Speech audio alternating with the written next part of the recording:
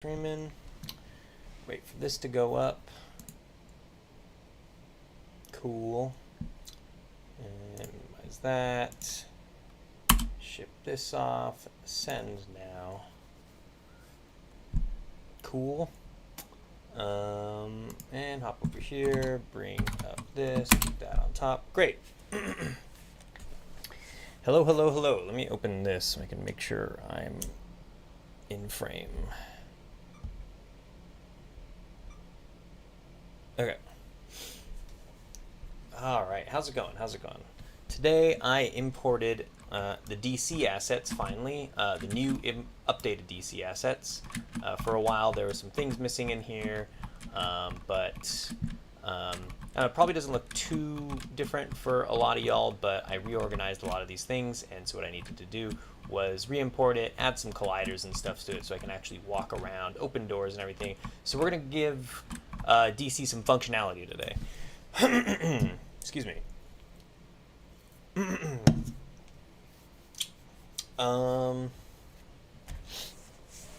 Okay. Let's start with this. We're going to put some colliders on stuff. So go easy collider and take this staircase, pop it in here. All right. Rusty Chicken. He lives, lol. What's up, Rusty? How's it going? I am alive. Yes, indeed. And box collider. Okay. Finish currently selected game object. Add it to my unmovable layer. And exit from that. And what do we want in here? We want these as well. Okay. Pounding calories before the workout. Nice. Oh, recently I signed up to one of those, kind of like CrossFit. It's one of those sort of group, intense, regimented workout things. So it's like a gym for maybe about 20 people. They put on the music and stuff. They have the dude with the headset and woman. There's two people there that are kind of the morning leaders, and they guide you through just a regimen. So every day is like a different type, and they guide you through different reps and exercises and stuff. Make sure your form's all good and everything. And is it in here? Library step set 2? Okay, so let me just go like this. And it feels really good. It's pretty awesome. I got a month trial for like a pretty discounted price. And I feel really good. And they give you a little, I don't have it right now, but they have a paper that shows, your like body mass index and all that kind of stuff. And they like take your measurements, they put you in the machine and like take all your readings and everything. Did this add it to it? Oh no, there we go. So I'm very curious to see what my condition will be by the end of the month. Rotated? No, we want a convex mesh. Yeah, boom. Okay, and I think that's good for this one. All right, that's looking pretty good. Finish game object and put it on the unmovable layer. And then we exit from this, select that. Let's go to quick object replacer. Actually, I'm going to take this one first, put it right there, select this one, and then replace. There we go. And I'm going to put it, library steps. Where are they? Library steps. There we go. My body fat is down to a smashing 10.5. That's insane. I think right now I'm at 20%, which is the worst it's been in my life. I think it's like just above 20%. I've usually, up until my late 20s, floated around like 15%. So I want to get it back down. Hopefully I can get a nice chunk off by the time my little month trial ends. I'm trying to go every day. Today was the first day I didn't go to because I'm super sore, but I might go later.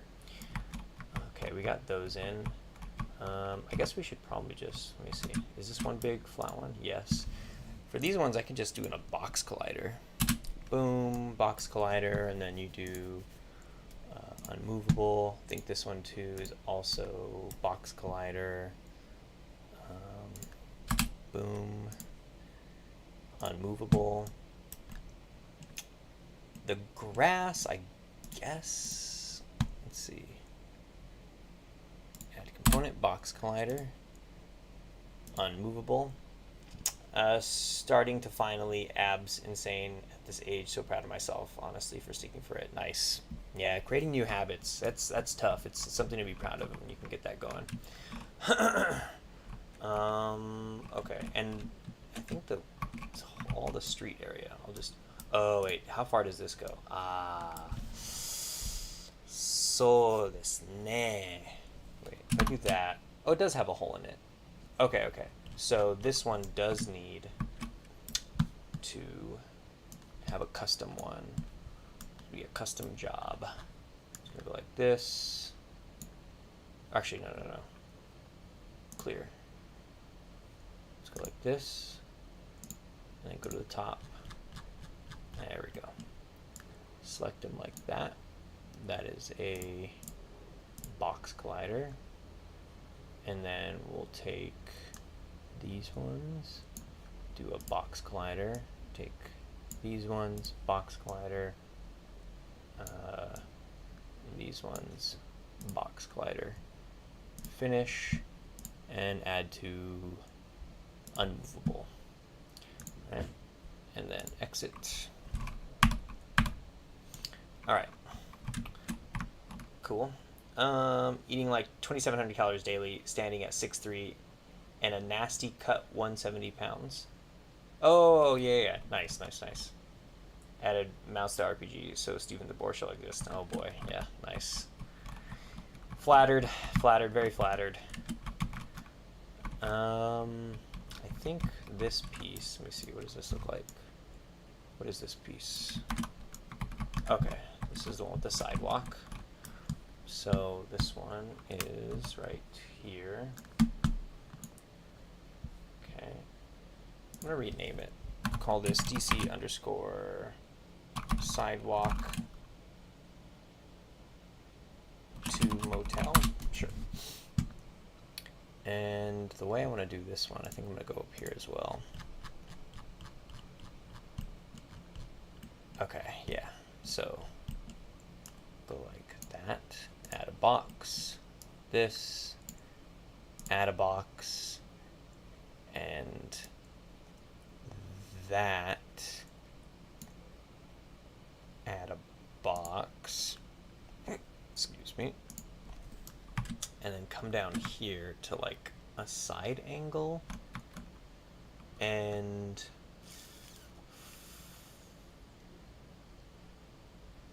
I think basically I just want to like, what does a mesh collider look like if I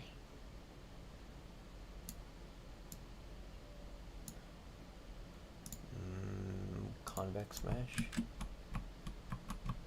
I can't really tell what the shape of it looks like. Does it dip? No, it doesn't.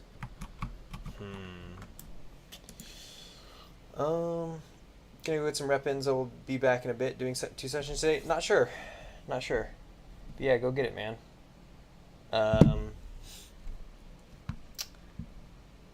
Yeah, this was very impromptu today. I was like, I'm gonna zen out putting colliders on. I was like, oh, may as well just stream this. Convex mesh. Wait, what would be the best way to do this?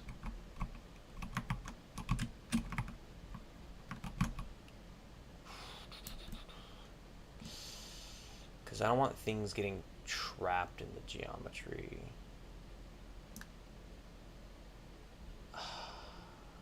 This is a hard one.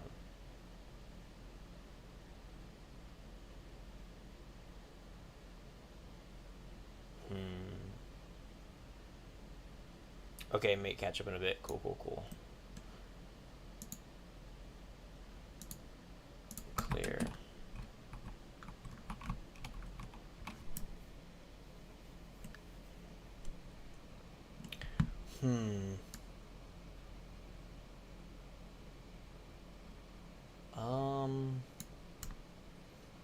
This is a tough one. Maybe what I'll do is take everything from here and here and just do a nah. You know what? For now, I'm just gonna fucking put a box collider on it. Just like, fuck it. Just put a box, whatever, fuck it. And then, yeah, just fuck it. Finish, and then unmovable, cool, get back out of here. Okay, is this its own thing? What's this? Okay, nice. Let's put this on here. This is, I'll just full on rename this one to DC underscore motel underscore pool ground. All right. This is kind of a difficult one. How do you do this one?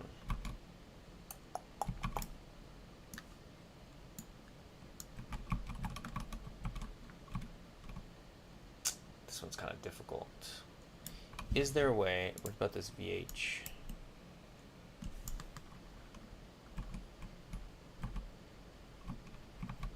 Is that a good auto one? Flood fill? Is this a decent solution? I can't tell. Resolution, max convex holes.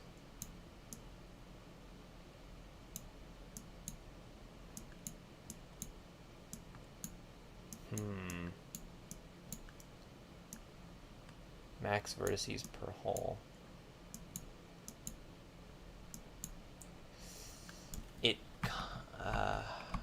It's kind of getting there. Nah. Flood fill, surface only, ray cast fill. I think I have to do this one by hand somehow.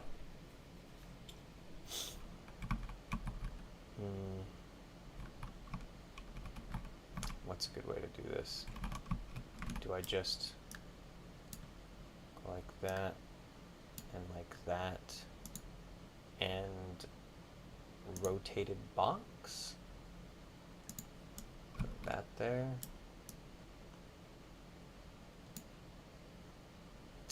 I kind of feel like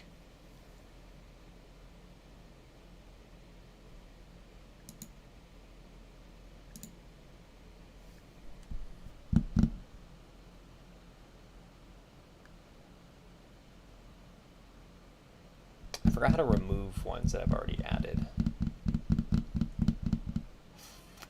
Remove merge.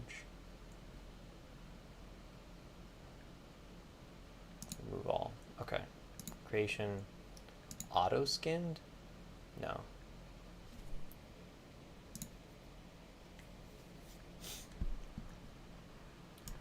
What if I just grabbed all of that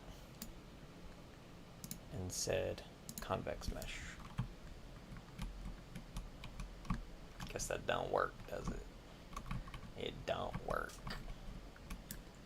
Clear. What if I grabbed this and that? Nope. Ah, this is a difficult one. You know what I could do is it could just be a box. Like I kind of might be tripping. Like what if it was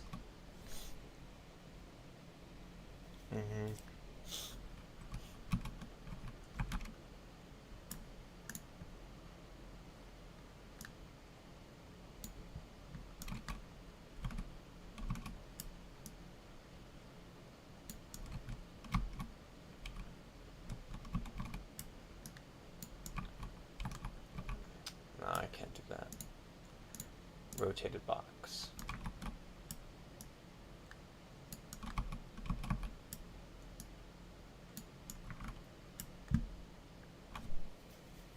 I'm not sure if this is crazy. If I wish somebody could give me their expert opinion on colliders. Okay, let's do it. Like, there's that one, and then there's. That's not how I would want it though. That is so not chill. Nope. It feels like convex mesh is going to be an easier way to apply these.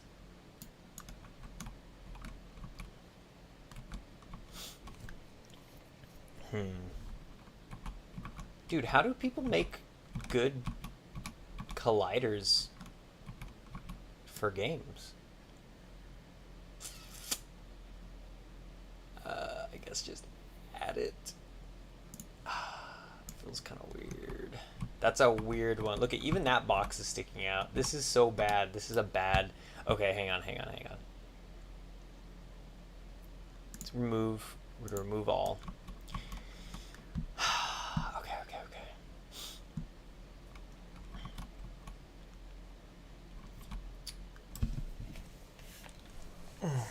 I'm so sore from that crazy workout shit. All right. What if for now I just do this? Okay, apply a box.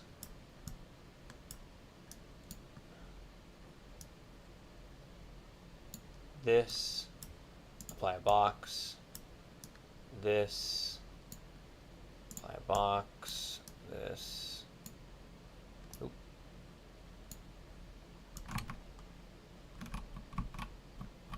Oops, what's it missing? What does it want from me?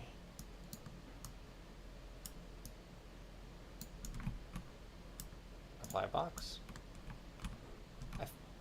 Okay, it is there. Or is it? What is with this like super flat one?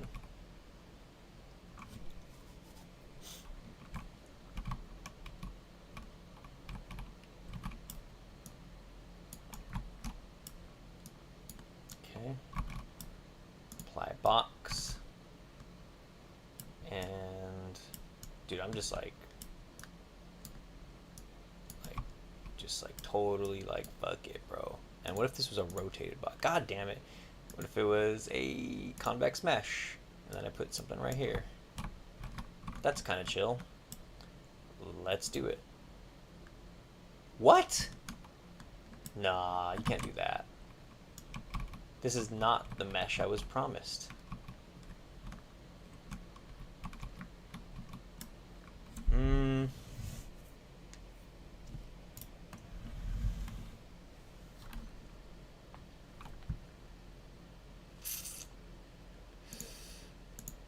That don't work, does it? Box. Convex mesh. Huh, I'm surprised that turns out all funky like this.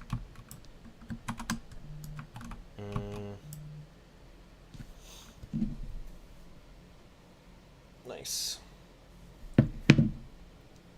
Kronos57. Hola! What's up, Kronos57? How's it going? Hello. I am trying to figure out the best way to put some colliders in this pool. And it's not super clear to me what the correct answer is. Let's go like this and like that. It won't even build a convex mesh preview based on that. Oh, how about like that? Come on, convex mesh. Ugh, they're so bad. What are you up to, Kronos57? How's your day going?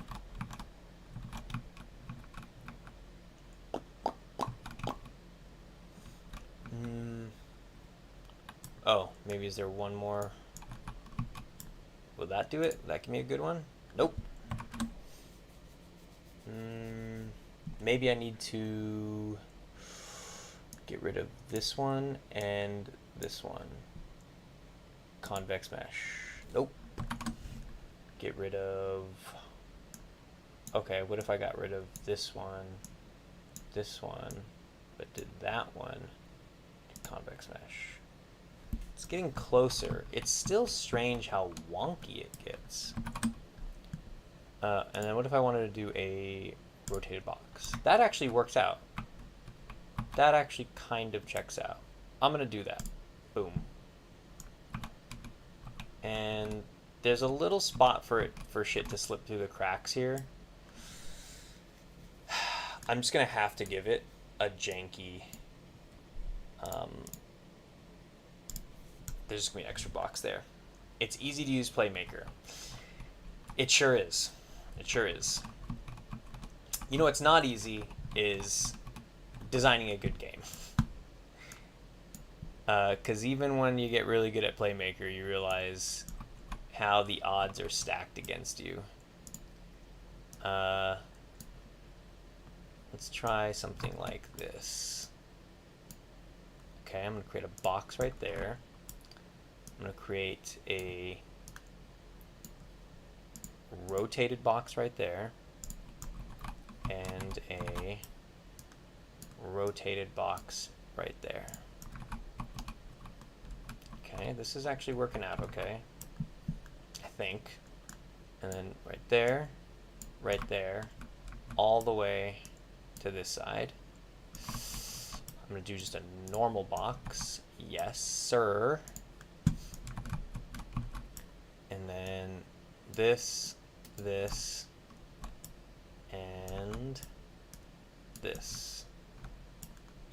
Yes, sir. Okay, so this pool, I hope it works. This is the only janky part over here that maybe I could have used that same method for. Maybe I'll do that again later. But for now, this is good enough. So what I'm gonna do is finish the currently selected object. I'm gonna change it to unmovable. And we're going to say yes, all the children. What are the children of this? We're gonna exit and okay, fuck it. So, oh, this needs these steps. We'll go Shift H.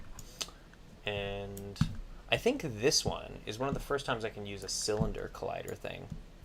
So if I change this to cylinder, maybe select these. Let me change the angle here. F, we'll clear it, take those. I don't know how to rotate the cylinder. Cylinder offset, cylinder sides, cylinder orientation, local X, local Y. There we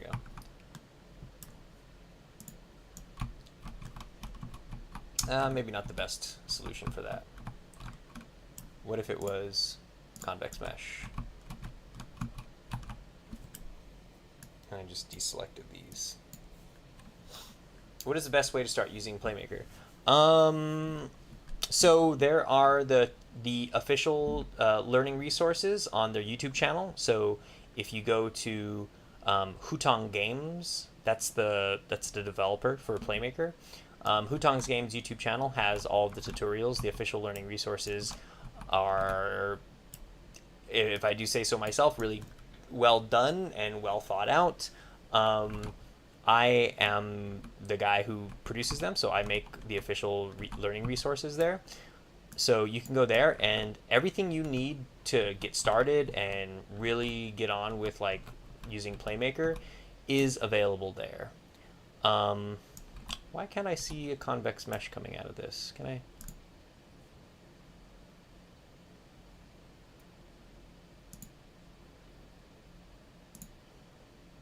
Huh. That's weird. Why isn't it?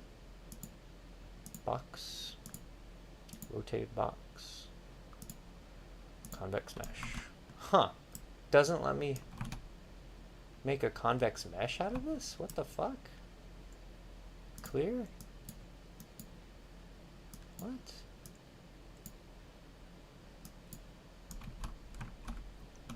Oops. So yeah, that's a good place to start. I would go with the I think they're called it's the core concepts to playlist. That's a really good place to start. Just start going through those. There is a really simple course on there on how to make like a zombie shooter game, and yeah, that's a really good resource. So I would just try, honestly, just making something, setting yourself a little deadline, and just like making a simple project. That's a good way to do it. And also, just to plug my own shit, there's links in the description to my courses. So if you have any interest in making a Metroidvania or a first-person horror game, there are courses that I've created that are available on Gumroad that are pretty damn affordable. Most people told me that they would have paid a lot more for those tutorials, that I severely underpriced them. So that's kind of why my new one is a little bit beefier. And that one, it's a little bit more, but like I think just for the fact that I'm also expanding on it, there's more lessons that I'm going to be updating soon. So the course, the horror course as it stands right now, is a little over 7 hours, but there's going to be additional lessons coming soon that's going to be even longer, and it's more of the sort of tropes of your, yeah, just common horror game tropes. Did I add this convex mesh? There we go. And what else? Yeah, so you should definitely go check those out.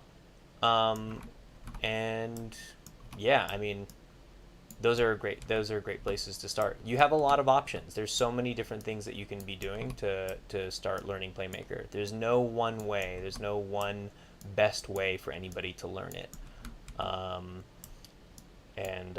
Yeah, so I would say, just have the manual on hand. Kind of be ready to open up the manual.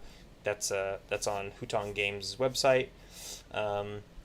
Be sure to join like the Discord. There's an official Discord for Playmaker. So if you ever really get stuck on something, you tried looking in the manual, you tried looking on forum posts, you tried looking at old Discord messages, and you still can't figure it out, then the Discord and the forums are really helpful places to just ask somebody. It's a really friendly community. And yeah, just honestly, just dive in. Because a lot of people, I think the biggest mistake that you can make when you're trying to learn something is succumbing to some sort of fear paralysis of like not knowing what the best way is. Like, oh, is this the best course? Is this the best learning resource? Is this the best? Like, you just need to stop worrying about that and just start learning. Just start something, and that's pretty much it. So find your own best way is what I'm saying. There's a million ways to learn out there, and they're all pretty good. Okay, so I think I finished with these pool stairs. So finish currently selected and change to unmovable. Exit that. All right. Okay, this can just get a box collider and change it to unmovable. A lot of these stairs, right? Oof, not excited about putting colliders on these stairs, but somebody's gonna have to do it. Okay. Are all these like total duplicates? They are, right? So I could take one of these and add or actually no, you know what I could do? I could take all of them, add component, box collider. There we go.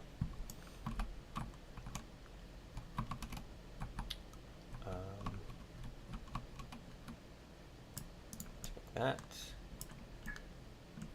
and that. Oops, no. I meant to take this and these and add box collider. Okay. I guess these can take it too. These I should probably do with that. So I can take like that and give it a rotated box. Or clear. Here, Shift H.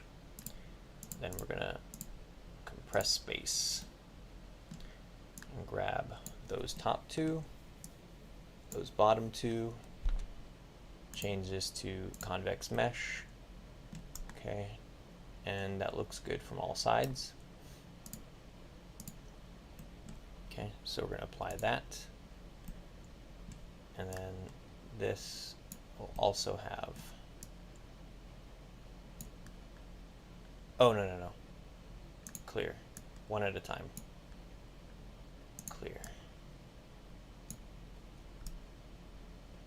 Yep. Convex mesh. And then this one. And looks good. Convex mesh. Okay, I think that's good.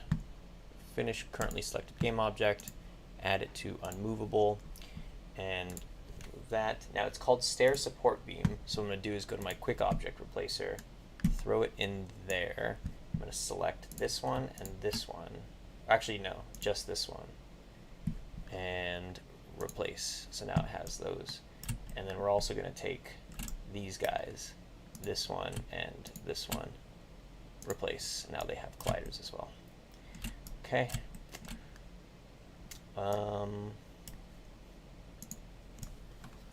Let's see, saving that.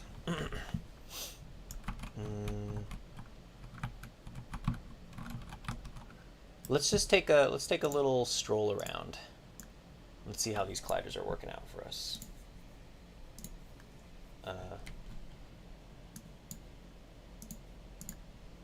Okay. Oops.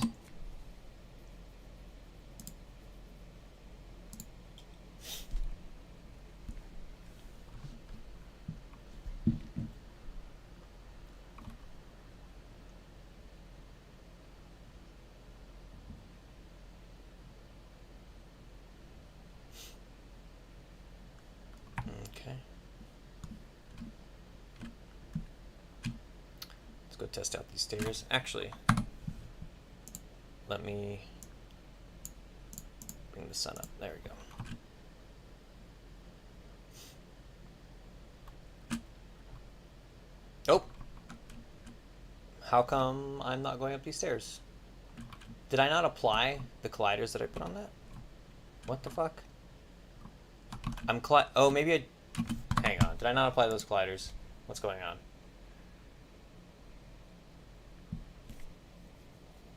I could have swore I just did those steps. Maybe I didn't apply them.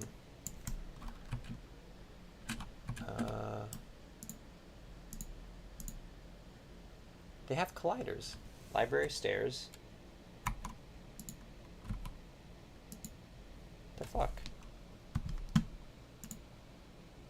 Box colliders. They're on the unmovable. They're not triggers.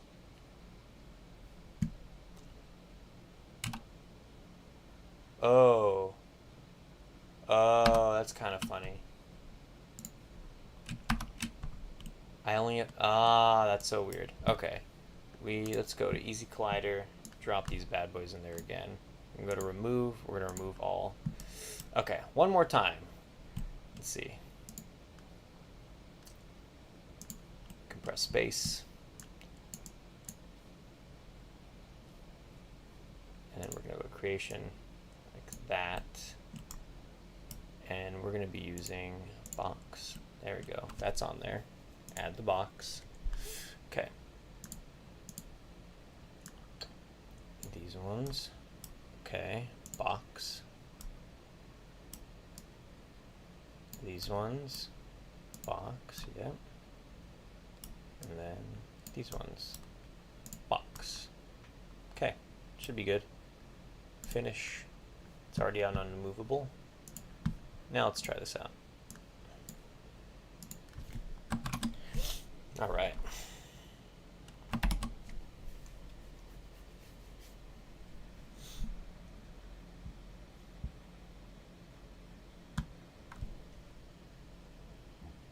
Excuse me.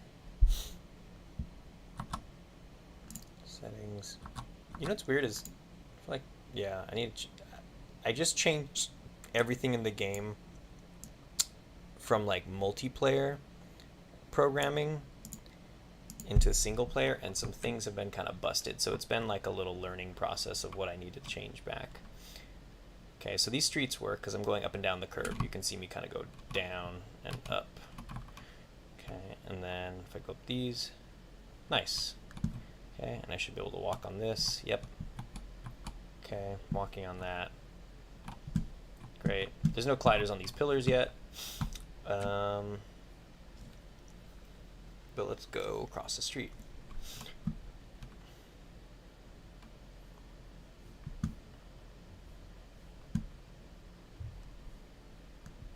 Okay, we could walk on here. Can walk through cars, but can't walk through that. Nice. Okay. And we could walk in the pool. Okay. Cool. Just taking a little swim. Can walk out of the pool. Perfect. Okay, what about these stairs? Stairs work. Great. Oh, there's nothing at the top of the stairs though. All right. So we'll just finish up some of these platforms here at the motel, and then I think I really, whoa. Oh yeah, there's definitely something I need to account for here when you're just, whoa. Let me walk up and down these stairs one more time. Yeah, this doesn't feel good walking down these stairs. There's definitely some like falling action going on. All right.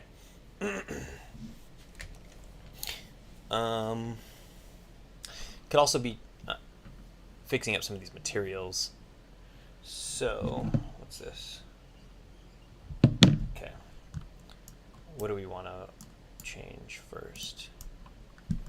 Let's change this to, it's not smooth, and it's double-sided, and there's alpha clipping. In fact, not only is it alpha clipping, it's actually going to be transparent, and it's not alpha clipping. There we go. That's how it should look. Okay. What else do we have around here? Water looks okay. I think some of these windows, maybe, or you know what? This right here. This needs to be alpha clipping, so you can see the edges of the canopy. If I change it to alpha clipping, there we go. Now they all show up as intended. Okay, there's that. These all look good. I think in here, this needs to get swapped out. So this is glass panel 02.002. What I've realized is that it's been kind of hard managing like little redundancies of materials. So sometimes what I'll do is I'll just right click and then select material in here, and I'll just put, is it just glass? No, it's not glass. It's going to be glass panel. There we go. So I get rid of glass panel 1 and 2, and that way I just have glass panel. That's what we're using on here. And so you can see that this pink texture needs a glass panel. And I think, is this one? Yeah, it's all big one. That should be 2. It's kind of my bad. Whatever, it's fine. And what else? This needs to get changed to alpha clipping. Okay, we'll change its smoothness down. Alpha clipping, cool. I think that register here sign is fine. Is it? Maybe, let me check.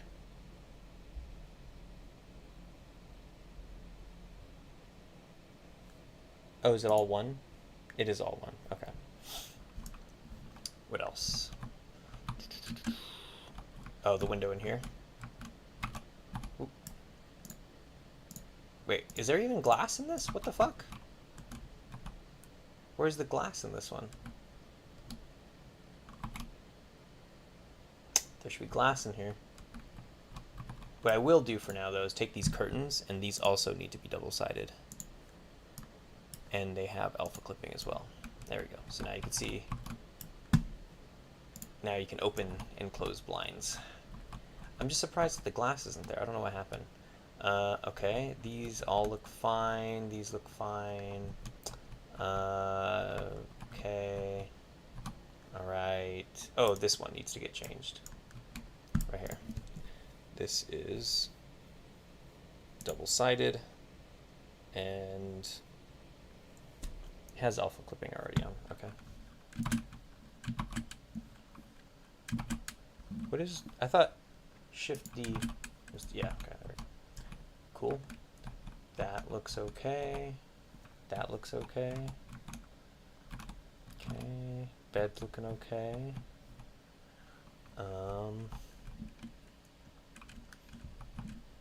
Oh, all these need to get changed. These are probably glass panel, right?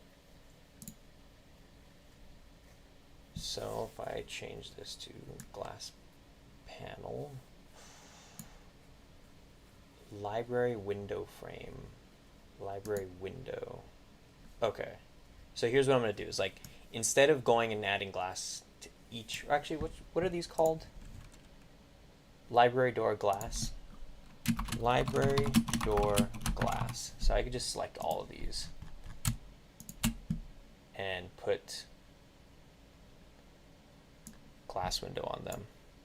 There you go. And I could just close that. Now they all have the same material. Okay, cool, looking good. Even the doors, yes, great. They work from the inside, beautiful. Okay, here we go. All these little railings, first of all, they need alpha clipping, and they also need to be double-sided. So select that, go to alpha clipping and double-sided. Okay, now you can see them from both sides. There we go. Okay, looking good. What else? What else? 1 second.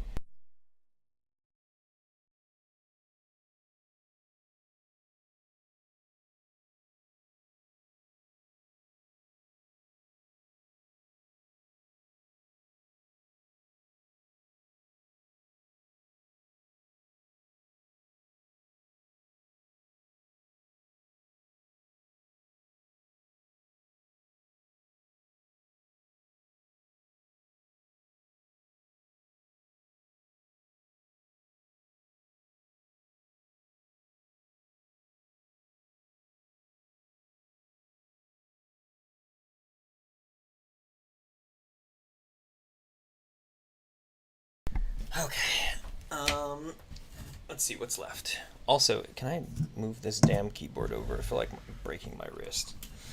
Okay. Oh, I have so much slack. Oh, yes, very nice. Okay, so this is not like my old desk. All right, that feels so much better. Zipping around, these books are looking okay. These books, that's just UV shit that I need to change myself. These, that's also textures I'll need to change myself. This is looking okay. Oh, here we go. These lamps.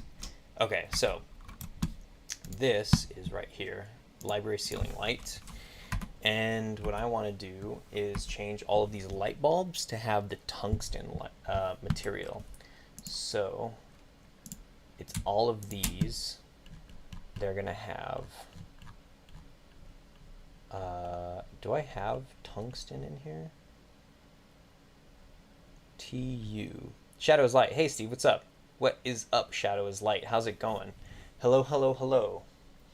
Tungsten light on. Tungsten glass? I'm not sure.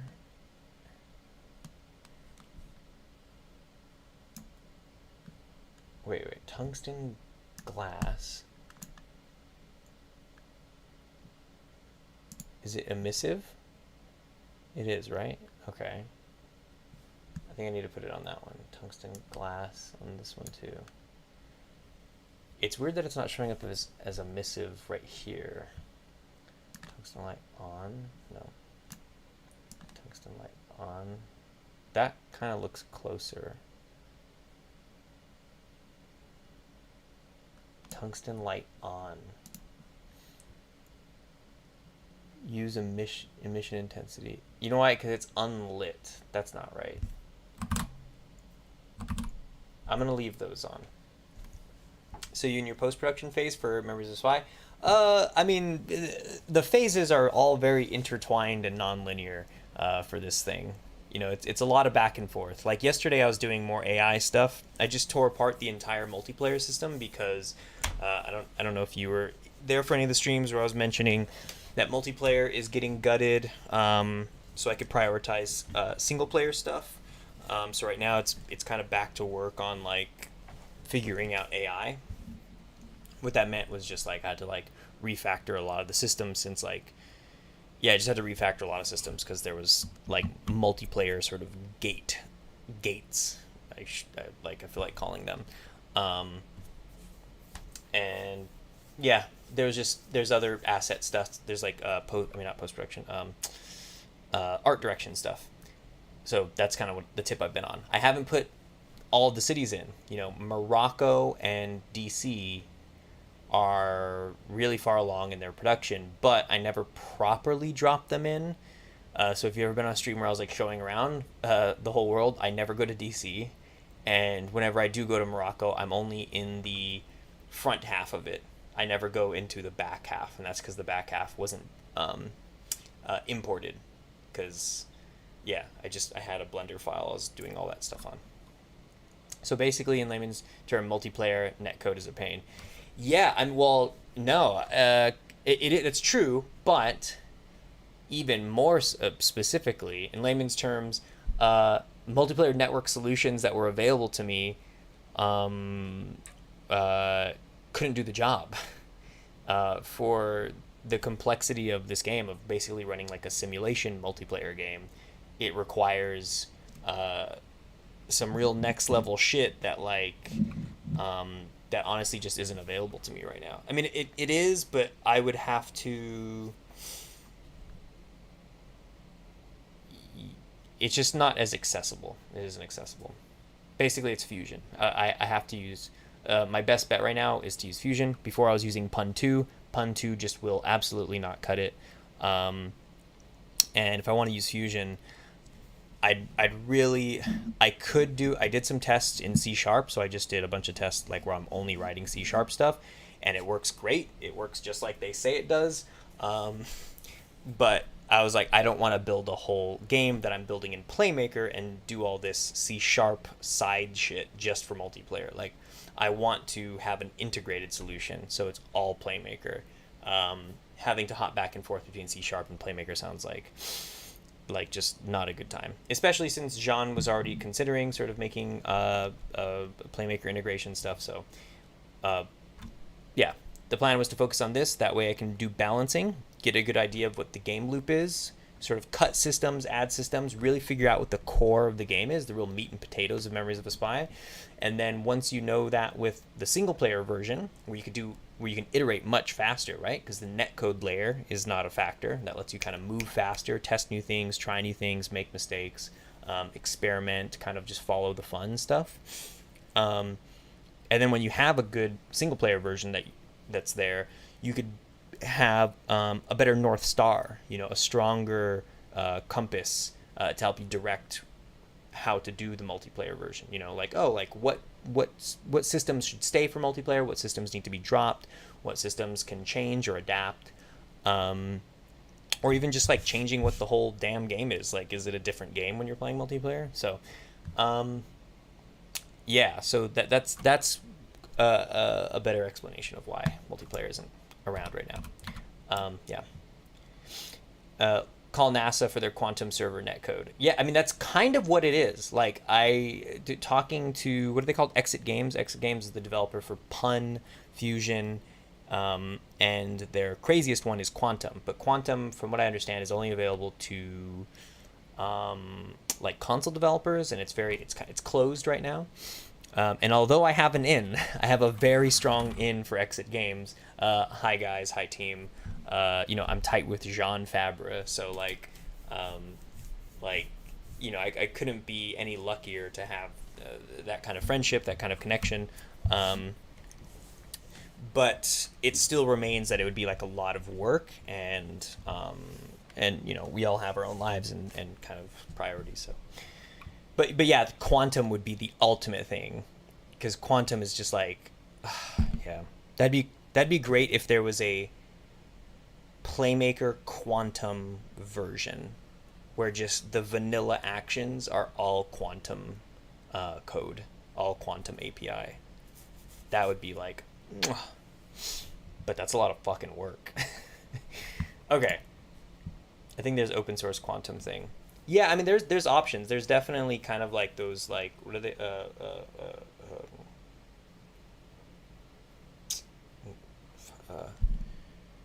not predictable. What is it? Deterministic simulation. Like there's definitely open source like deterministic.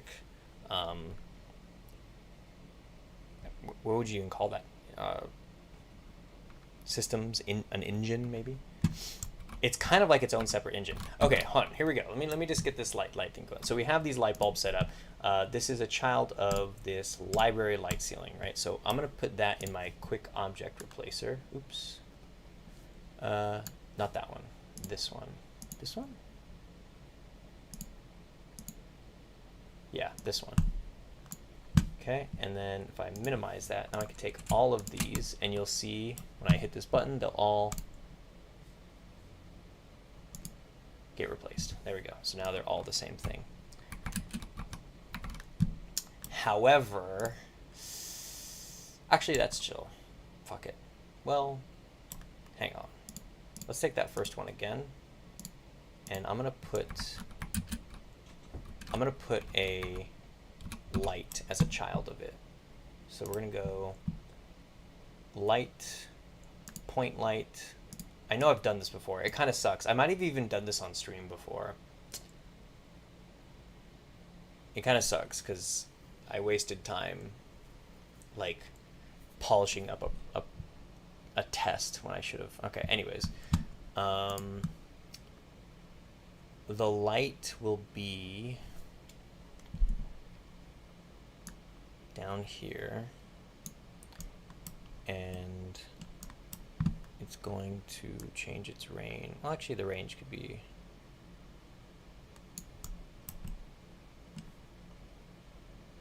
maybe 8, and then intensity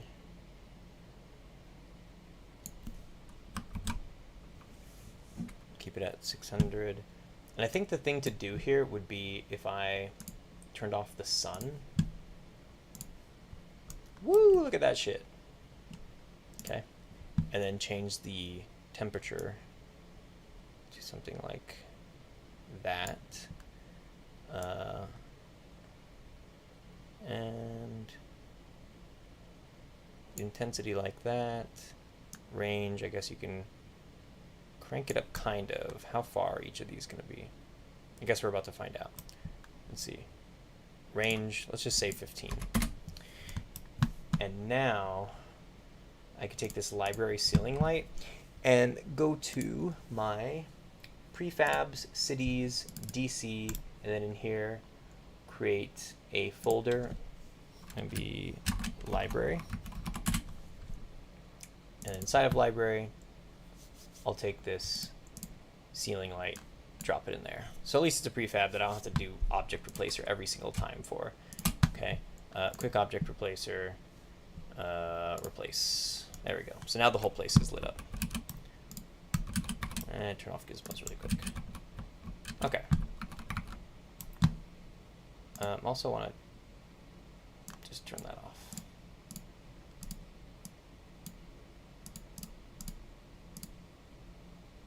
Okay. Yeah, I think that's okay. There's gonna have to be for the light, you could probably do like a mission light texture with a point light, faking real time. Yeah, so these are emission textures, I think, right? I'm pretty sure these are emission textures. Yep, it's using an emissive color, and then I just use a point light. That's what I am doing. Yeah, my point light is right here. So the only thing I was kind of stuck on was the arrangement of these. I don't know, like I kind of feel I know I just spent all this time. Okay, This is fine. This is fine.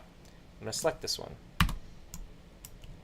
And I'm actually going to put it in the corner instead. I'm going to put it a little further this way. Like right there.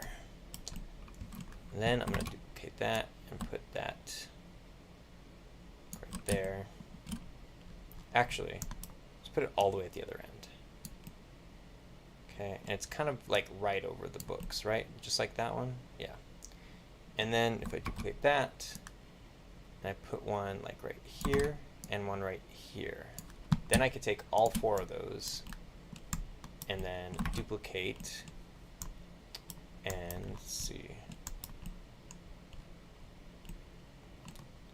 push them like this. Like, why does it always want to put that closest to me? Okay, fuck it. Maybe one more like that, and then like that. Just a little bit closer. Bring the point light down a little bit.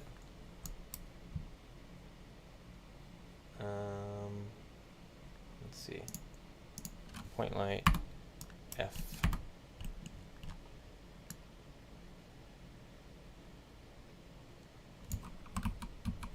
Oops. So it's right here.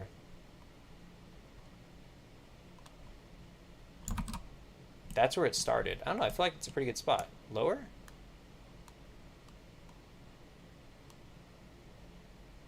How about that?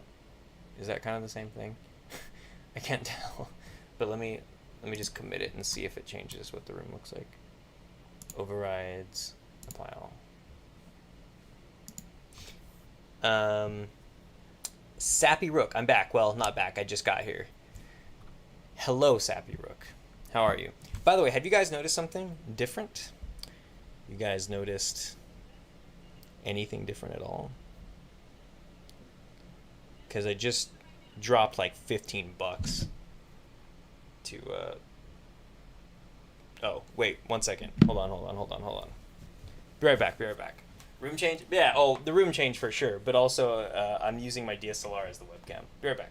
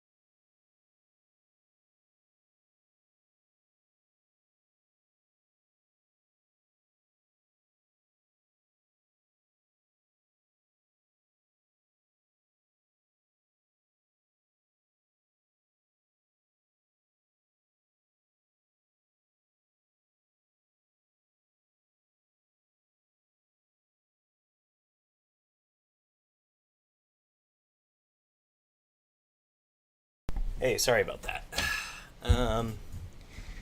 Fresh cut? Oh, no, not a fresh cut. My hair's actually growing in a lot too. I'm good. You look like the king of all lumberjacks. Thank you.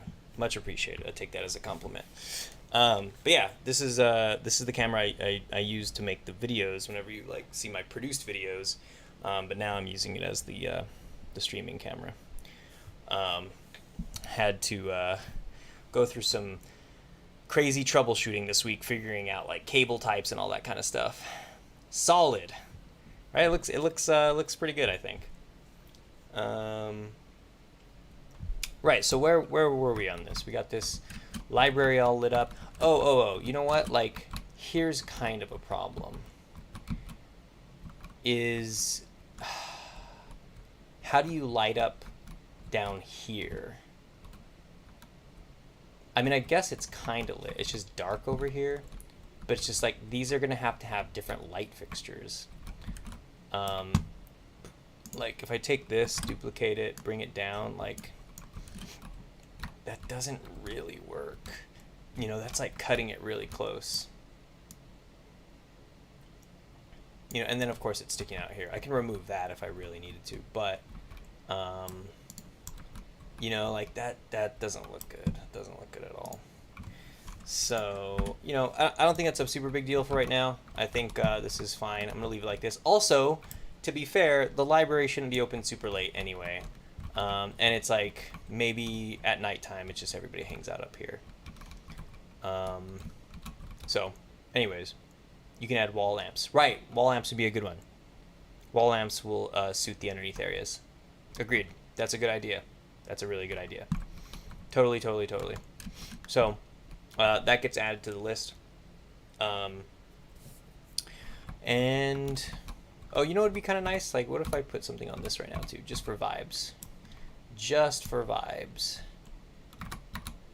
This library desk lamp, base, and light, point light.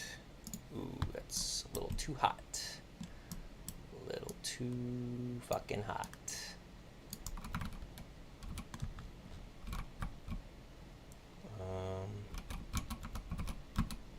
Okay, let's dial it back. First of all, yeah, range, like that, and then intensity, turn that down. Something like this. Maybe I could change the range a little bit more. Yeah, I think something like that's nice. Oh, also should definitely be warmer, right? Like that. Okay. Not bad. Okay, it's the library desk lamp. Oops. Okay. So library's looking all right. Let's turn the sun back on. Boom. Frank Reynolds, how's it going? What's up, Frank? Did you know Morbius is the movie of all time? Oh yeah, it is the movie of all time. You might even say it's the movie of all Morbin time. Frank, how you doing? How's it going? Oh, let's do these. Oh, let's do the street lamps. We'll do the street lamps, but right after I fix this meter. Okay, this meter. Why can I not select this? Oh, probably because I'm on the other side of it, maybe? Where is it? What?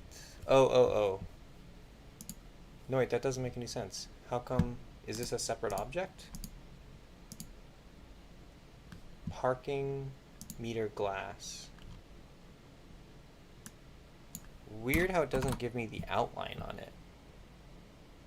Okay, so this just needs glass panel, right? There we go. And the rest of that looks fine. Right?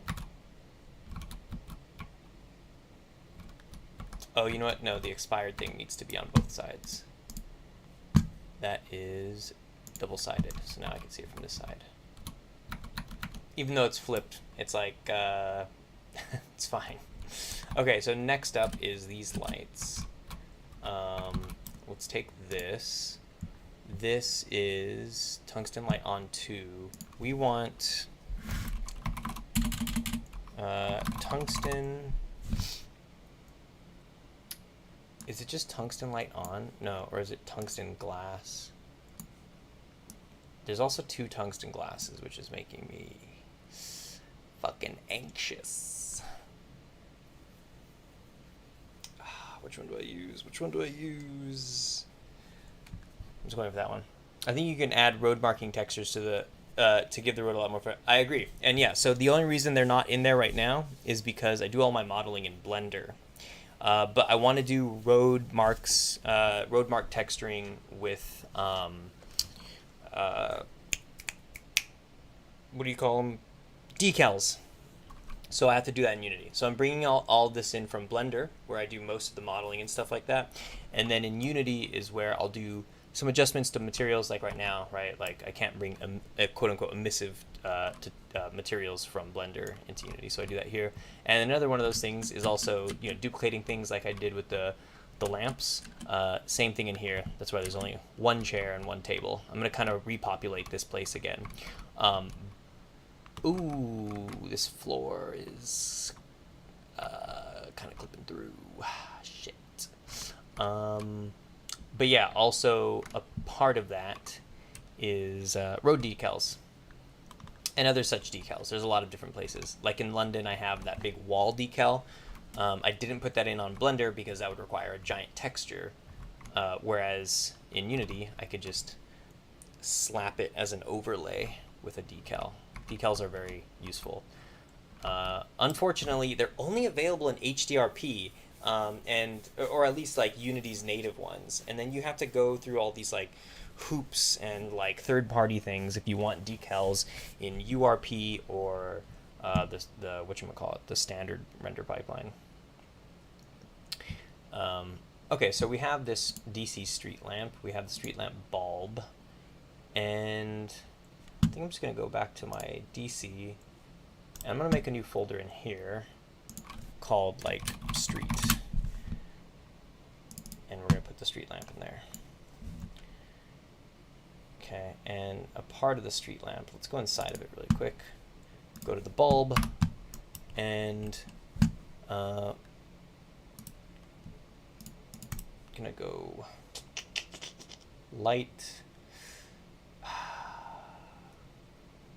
Should it be a point light, or should it be a spotlight? I'm gonna go with spotlight because that looks nice. Save that, and then we're gonna turn off the sun again. Day-night cycle, turn that off. Okay, select this. Spotlight. Did it really put it down here? What the fuck? Oh, yeah. Okay. I'm going to rotate it 180 degrees. And it's going to go like right here. Going to bring that intensity down, temperature down.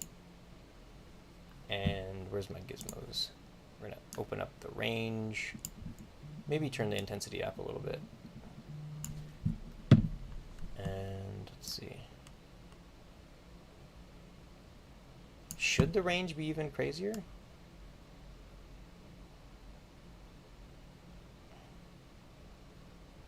Like that? Does it spill onto the wall a little bit? Alright. It's a little too intense. And you know, it'd be nice if we crank this fucking volumetrics multiplier. Aw, yeah. And now if I turn off lights in here, just so we can kind of get an idea of where things are.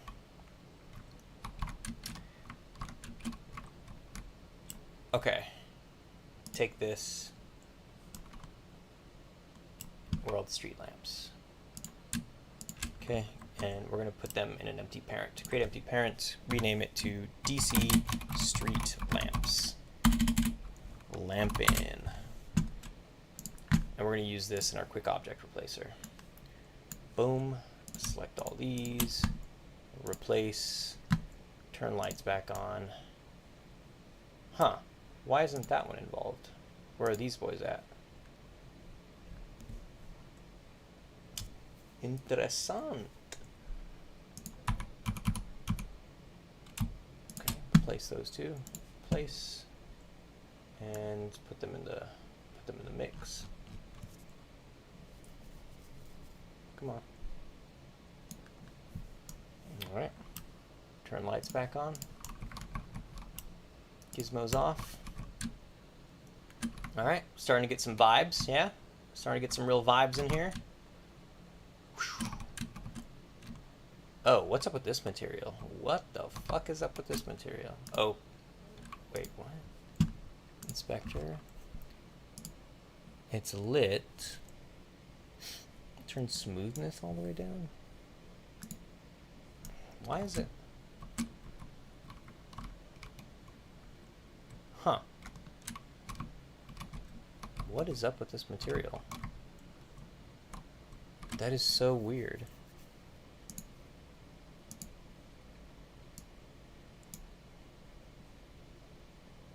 What in the fucking world? Cast shadows. Beautiful. Thank you. Thank you. The one thing that's bugging me out is this big weird orange wall. Why it's like this. The texture kind of goes away. Oh, it's so strange. Does it look like that when we play it? Let's hop into, let's maximize on play. See what this looks like on full screen. I'm especially curious to see if that wall is showing up like that.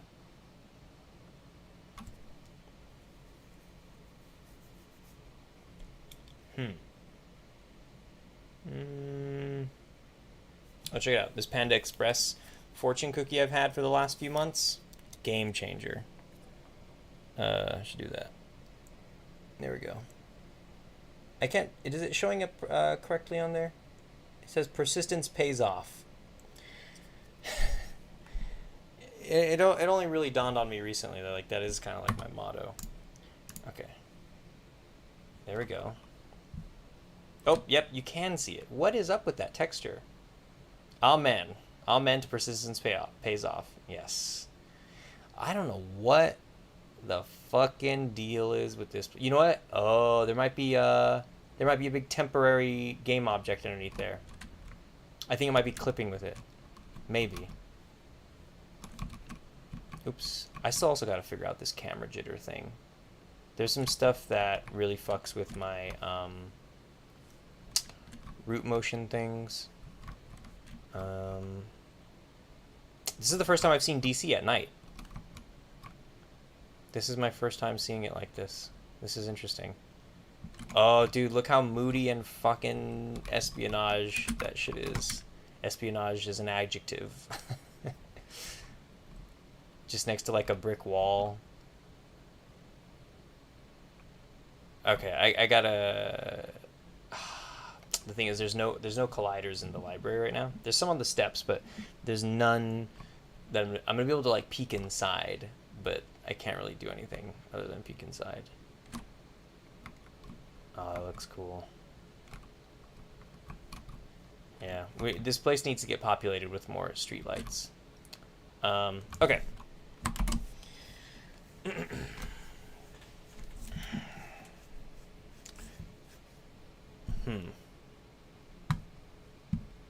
Turn off maximize on play. So I'm going to select this cube. It says it has white painted brick. If I turn it off, yeah, it's this white painted brick that I'm not really sure. What if I do this? Reset.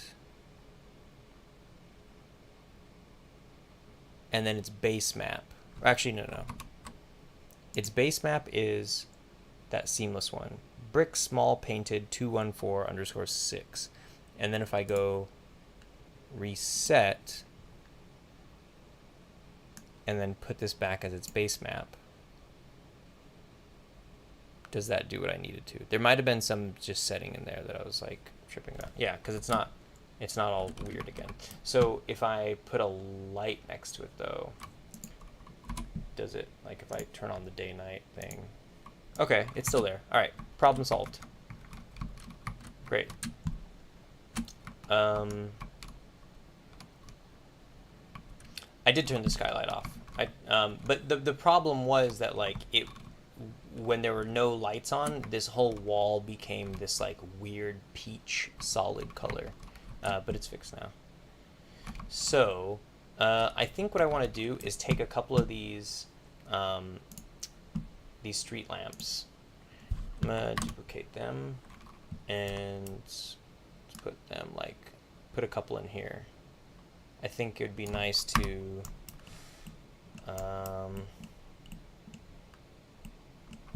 maybe put some like right here.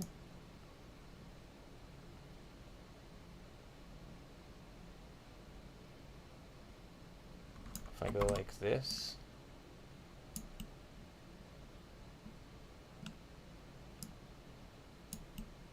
yeah, maybe just a couple of them. That could be a good place. And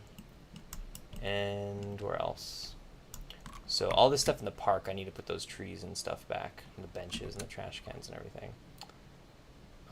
All those were set up. We could use some over here as well. So you got nighttime sky light working as well? Yes. There is a moon and a sun. Oh, you know what? I should actually do... Oh, you know what? This would look even... Okay, hold on. After I add these things in, I just realized we could see what it looks like even better at night when I turn on the moonlight. I forgot. Because I have a little debug console on the pause screen that lets me cycle through the day-night system. So I should just fast forward to it and get a better idea of what the world's looking like. So we're going to put one right there, and we'll put another one on the other side of this. Like right there. And then how far out are they? They're kind of at the edge of the street over here, huh? Okay, so I'm going to put some on the edge of the street as well. Let's go like this.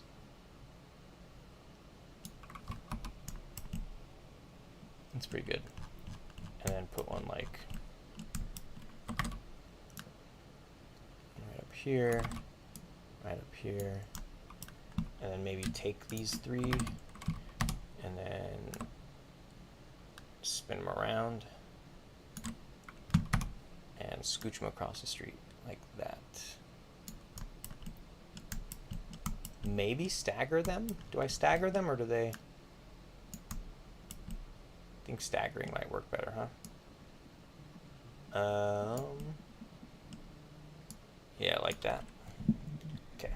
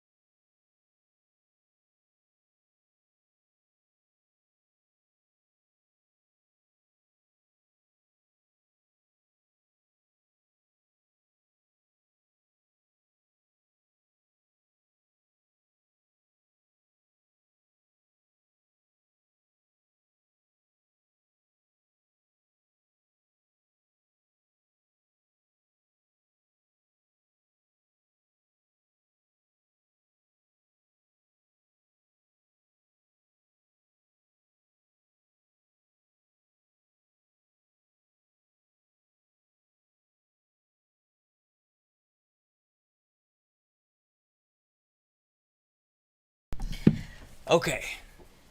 So let's check out what this day. Sorry. There's constant interruptions today, but it's just if I don't tend to these things, I feel like if I let those things stop me from streaming all the time, I'll never stream. So I just let them interrupt the stream instead. I hope that's not a problem. I hope that isn't annoying for you guys. Let me put a few more of these street lights out here. So like that maybe, or like stagger like that. and then take this last one like that. Okay. I think for NPC AI, for those driving, do you have a spline system for it so NPCs won't be doing GTA onto pedestrian NPCs? So I haven't settled on a solution for how to do driving, and I was actually thinking about this morning. If you guys watch AI in Games' YouTube channel, that is very well produced, very well researched. This guy has a lot of ins with the industry, and he goes in depth on the AI in games, hence the title of the channel. And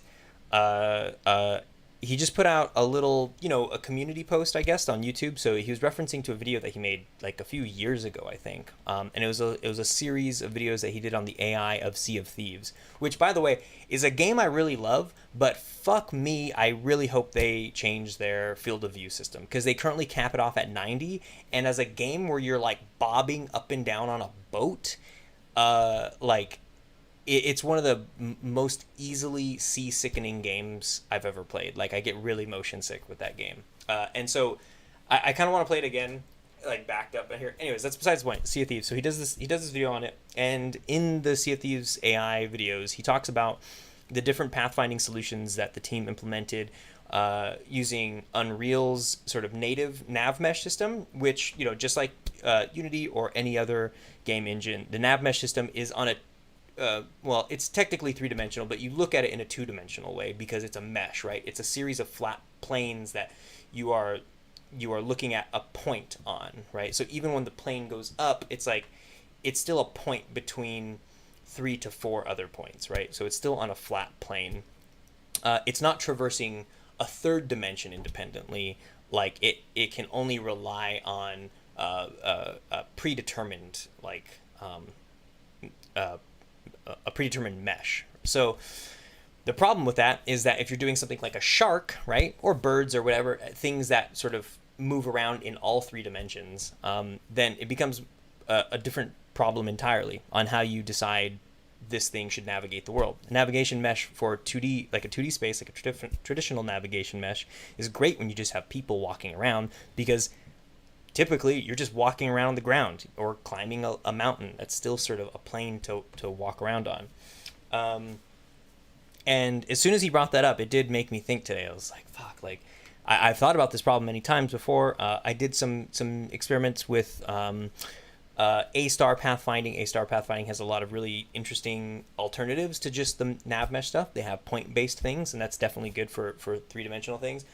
But even more importantly, it's kind of funny because it was all very interconnected in this way, and my brain saw kind of like I saw a sort of larger picture of how studios have approached this problem in the past, and that is that in Sea of Thieves, for their enemies, for their players, for their like the skeleton enemies, they behave and are programmed in a way that is essentially like a computer taking control of a player controller. So that is to say that, like, when a player wants to heal themselves, right, when they want to regain health, they go into their inventory, they open their inventory, they select the banana, and then they eat the banana, and that heals them again. And it's the same thing with the skeletons. The skeletons are programmed in a way where they're actually interfacing with the same things that the player does. So in the coding itself, the skeleton is going to the inventory, choosing the banana, and it's literally like the same inputs. Like, it's putting in whatever the input is for, like, trigger, or I know it's not necessarily trigger because, like, that could be mapped out to a key on a keyboard as well. But you know what I'm saying is, like, their AI still makes use of inputs. And from what I understand, Rockstar used the same setup. Yes, exactly. That's basically what GTA 5 uses for their NPC nav mesh. Yeah, so NPCs in GTA and in Rockstar and everything, they use, or I don't know if you're talking about that. Yes to that too. I think for NPCs, I think we're talking about the same thing. But basically, what Rockstar does is the same thing. Is that their NPCs interface with the same things that the player did, or at least for GTA 4 they did, because I remember reading a PDF slideshow presentation from the GDC Vault. It's not one of those ones that's on YouTube. It's one of those ones that you have to like fucking go through their search system in the GDC Vault website and stuff. And it's the free one, by the way. I don't have a pro membership to all that like exclusive shit. So if you want to see what I'm talking about, you could find it on GDC's website, their Vault.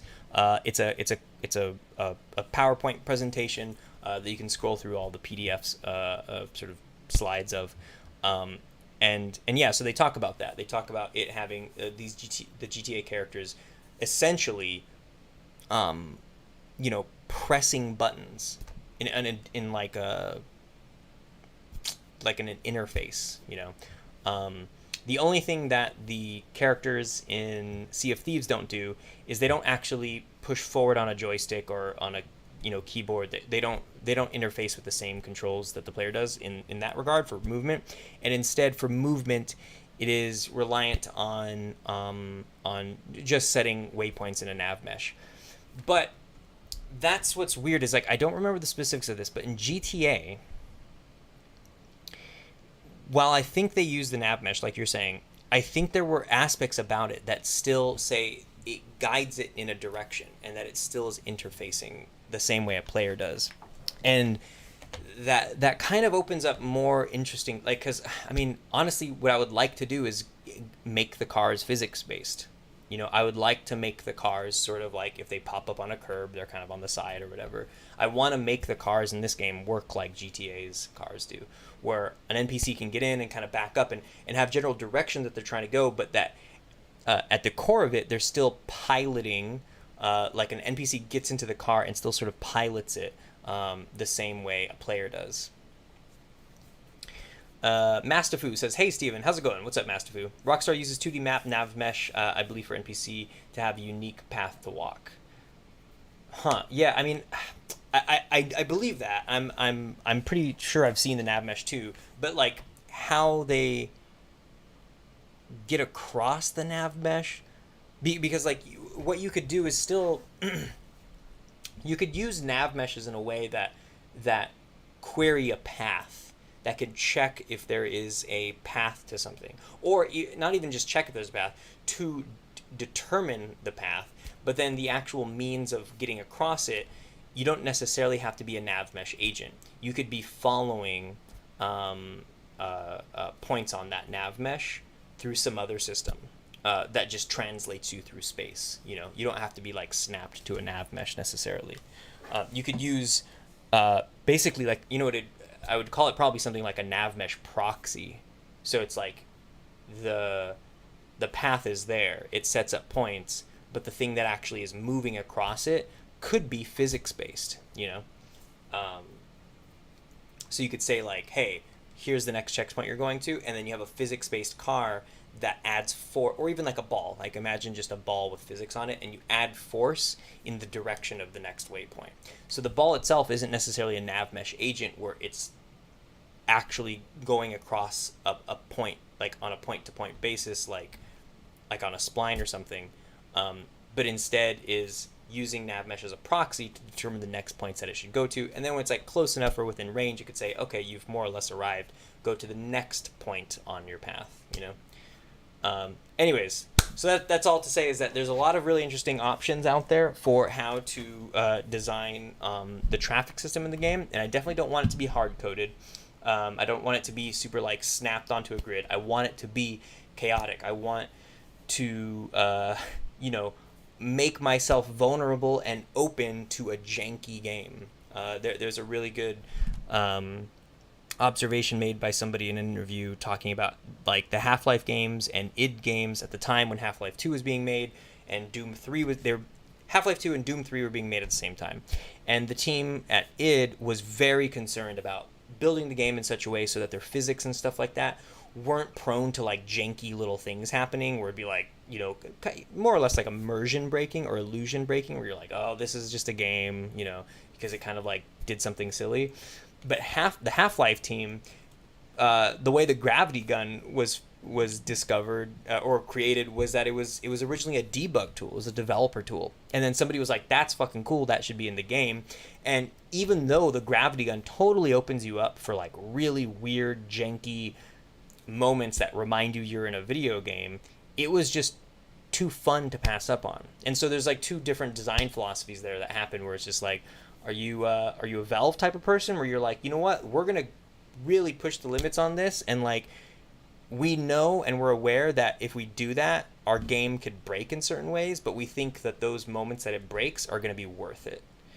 Or you an id on Doom 3 kind of person where you're like, no, I really got to tighten everything up, and that's going to ensure that the immersion is like really, really tight without any moments, you know, or like I'm trying to like at least mitigate, because there's gonna be moments, you know, there's gonna be moments where your shit breaks. There's still gonna be things that remind you you're in a game, but if you do that, it's at the expense of really wild, more often than not, emergent qualities, right? That's kind of what you're sacrificing is sort of like unknowns.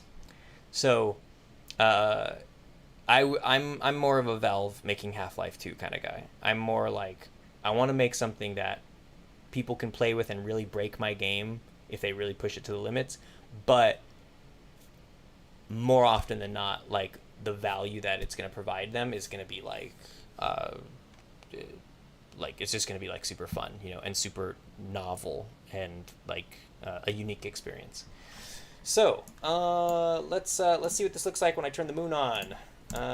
Day and night cycle is on. I put some holy shit, somebody's skating out there. Put some street lights around here. Did I ever add lights in here? I guess not. Okay, let's play it. I guess I'll maximize on play.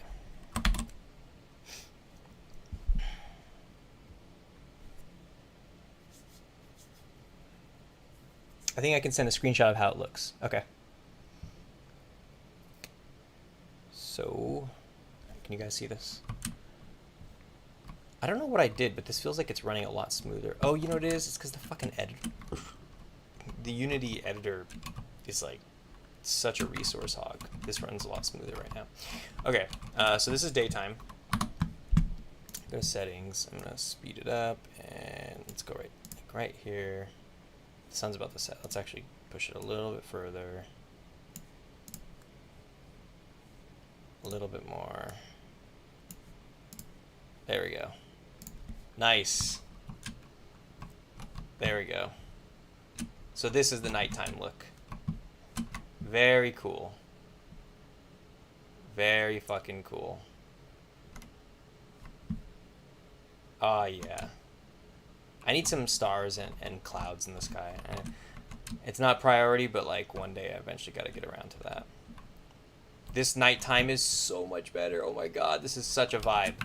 Such a vibe. Oh, let's see how this parking lot looks now that it has these things. It's a little hot. These lights are a little hot on the top of those cars. But that's pretty good. You going to your car, getting followed. Dude, yeah, this is looking pretty good. Washington Monument. Looks clean. Thank you. Thank you, thank you. I gotta put this damn park back together.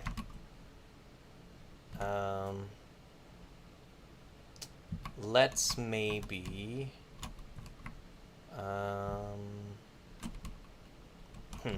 Interesting. The motel at night is also such a vibe. I do like the motel during the day. It's like, looks so cool. Right here. Oh, look at that. I fucking love that, dude. I fucking love the motel during the day.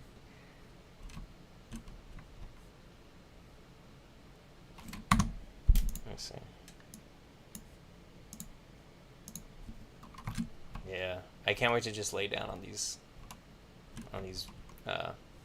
poolside chairs and stuff. So I think maybe, you know what, maybe I can start duplicating these rooms. Let's dupe them up.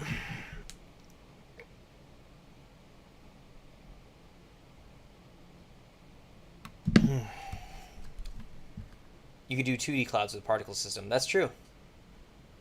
That could be cool. I like that. I actually have this one weather asset that I've tried, and it looks pretty good. I don't know how resource intensive it is. Definitely want to get the game to like the core game loop point, and then see if it can handle a little bit extra juice on the on the visuals, because I think that some like volumetric-y clouds could be like a nice touch. So what did I say? I was going to do this, huh? Here we go. So this room, if I select it, motel room, curtain, here we go, DC motel room. That's the whole thing. Okay, so that means I need to go to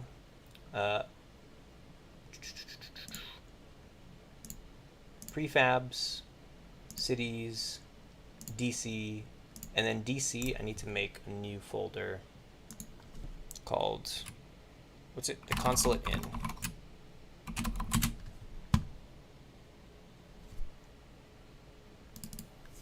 And then I'm going to put DC motel room, put it in there. All right. And now should just be able to duplicate, scooch it over.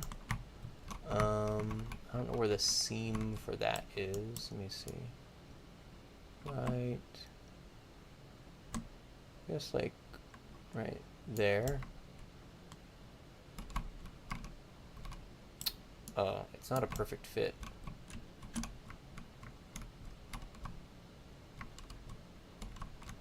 I'm gonna have to put something else right there to close that gap. I think maybe I'll prioritize closing this gap.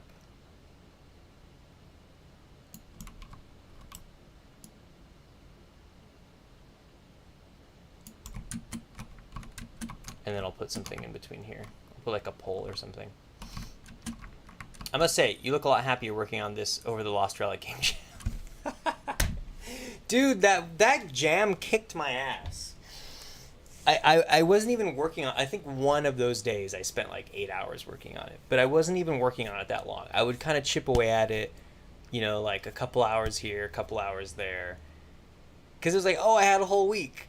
But yeah, 2D thing, you know, man, I work in 3D space so much that just like, let me hold on, before I get carried away talking about this, let me just make sure I know what I'm doing with this.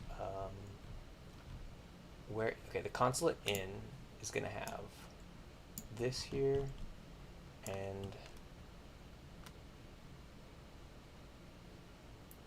this here. I'm going to select both of these. I'm going to create an empty parent, and we'll call this Consulate Inn underscore rooms. Okay. I should put the on these because, yeah. And I'll call this all dash rooms. All right. But yeah, that jam kicked my ass. There was a lot to learn, really good lessons learned, and in fact, a lot of it I'm going to carry over to a UI redesign. Another UI redesign, fucking the millionth time, for Memories of a Spy.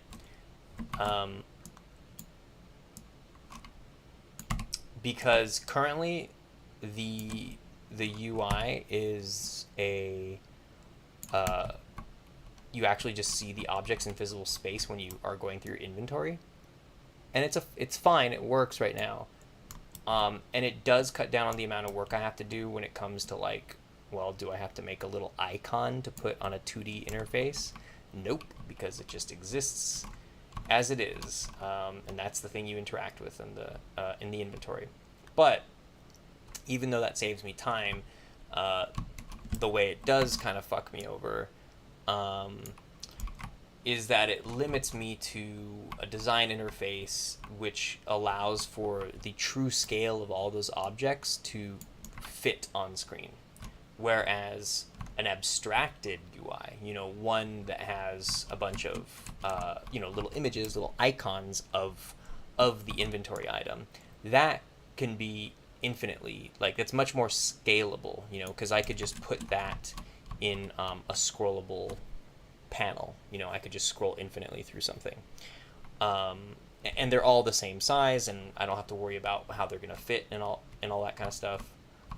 So I know I said before I had a lot of conviction about like not wanting to just have all these sub menus and shit like that, but I think there's a way to make a nice intuitive inventory UI for that kind of stuff. So that's happening. It's a redesign. And the Lost Relics Game Jam, I actually learned a bunch of Unity's UI stuff that I am for sure now going to be using when doing the Memories of a Spy redesign. So that was nice. Game jams are fucking super helpful. Like it's great to have like a little crash course that really like forces you to make something happen and figure out like the ins and outs of something in a short amount of time. You feel less precious with it. I feel like if I was learning on the job with Memories of a Spy, I'd be too afraid to like break shit in Memories of a Spy. Can I see this wall? Yeah. Okay. And then one more. And let's just close that. I think for each random NPC could have a stage event sent to them. Like Thug Person could have a higher percentage chance to steal from an NPC or jack their car, or which would tie to the victim calling PD. Yes. Which PD NPC will chase after the robber. Were you here for that? Remember back when I did that, when it was like you would break into places, and if you weren't a resident of the place, like that day that I made the NPC run and pick up the phone and they call the police, and then we started like brainstorming all the ideas of how the police would come. And it was just this huge snowball effect of like, shit, like how far does that go?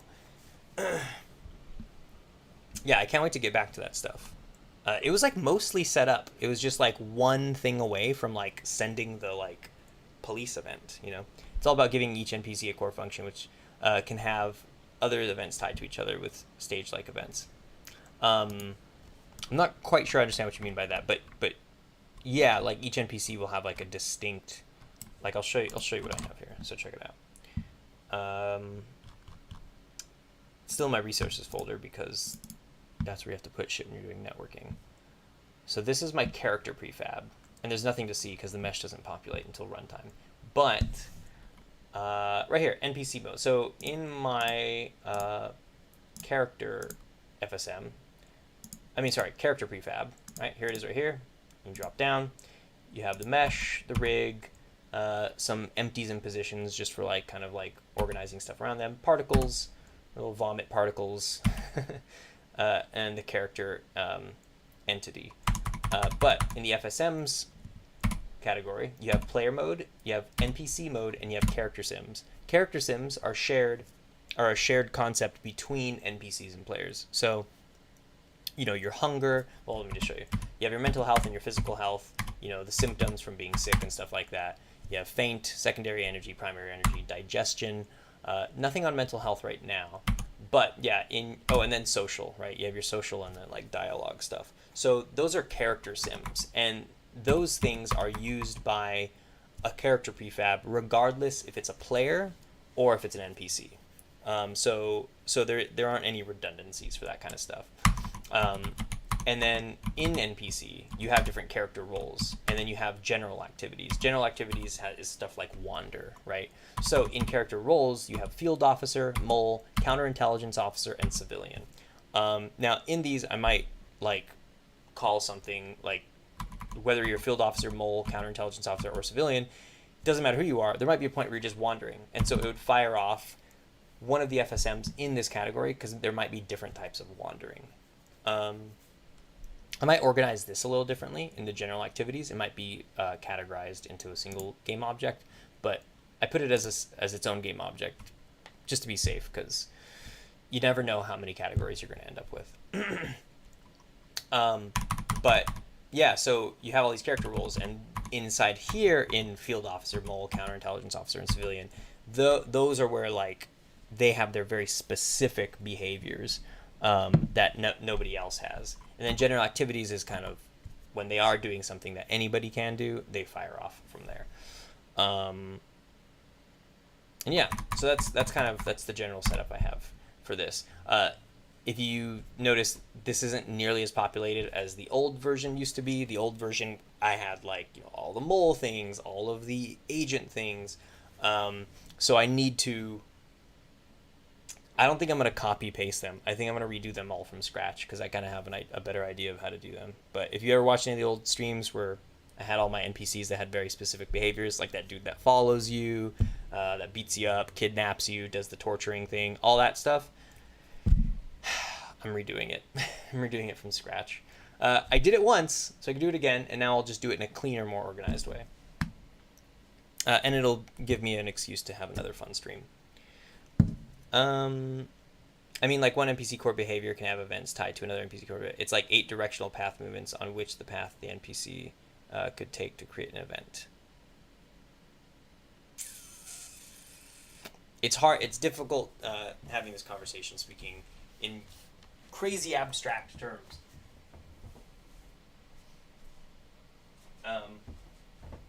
Sorry, I just need to open this door because it's like crazy hot in here. Whew. I'm also going to turn on this fan.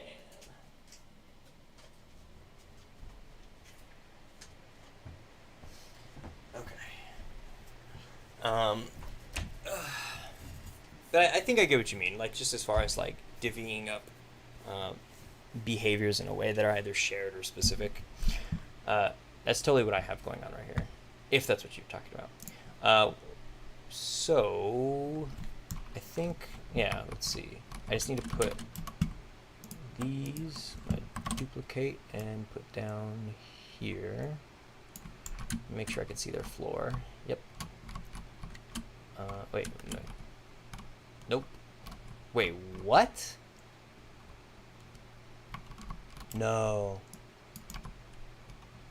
Oh, shit. I think I have to change something in Blender. Because that... Actually, you know what I could do? Is the... but this, is the ceiling gone? The ceiling is gone. Fuck. Hang on. Actually, no, the ceiling's not gone. That's totally fine. So what I'll do is I'll just add a little step here in Blender. That's a chill solution, I think. All right, and then I'll duplicate those. And bring them over here. Spin them around. Actually, no, you know what I want to do? You see how they spin around individually? That's on pivot, but if I change it to center, you spin them as a whole. And that sort of ensures a uniform alignment. Okay.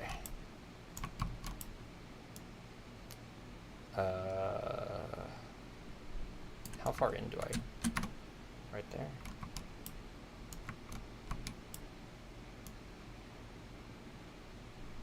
Look like that. Is that chill? Can I see the wall in there? Oop. Ah, fuck.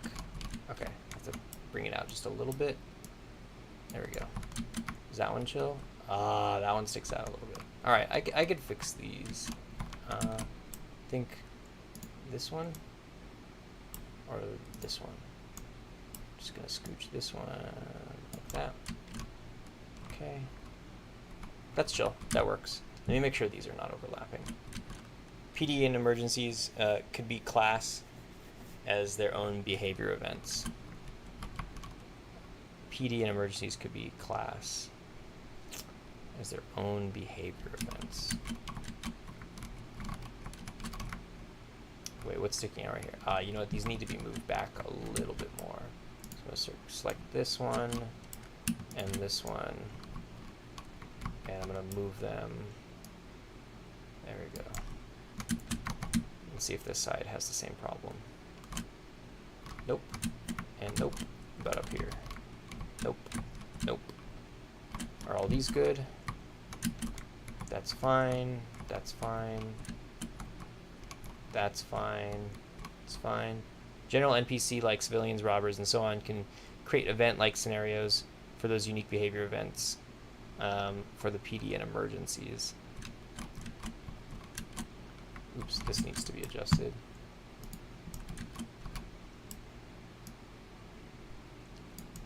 Ah, wait a minute. Does this even fit? This needs to get adjusted. Is this a separate game object? Thank God. I'll scooch it over like that. And then this one. Ah, fuck. But now this one.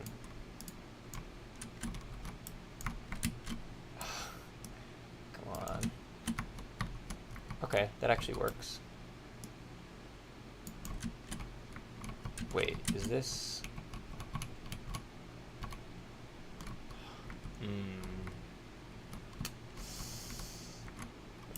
Very difficult. Okay, that's good enough. I think those are fine. Oh, wait a minute. What is this clipping here? Who's that clipping with? Ah, shit, it's these ones, huh?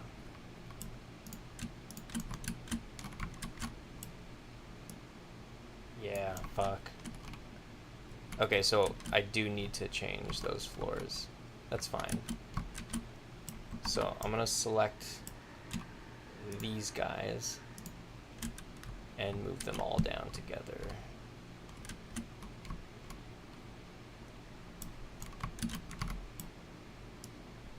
Okay.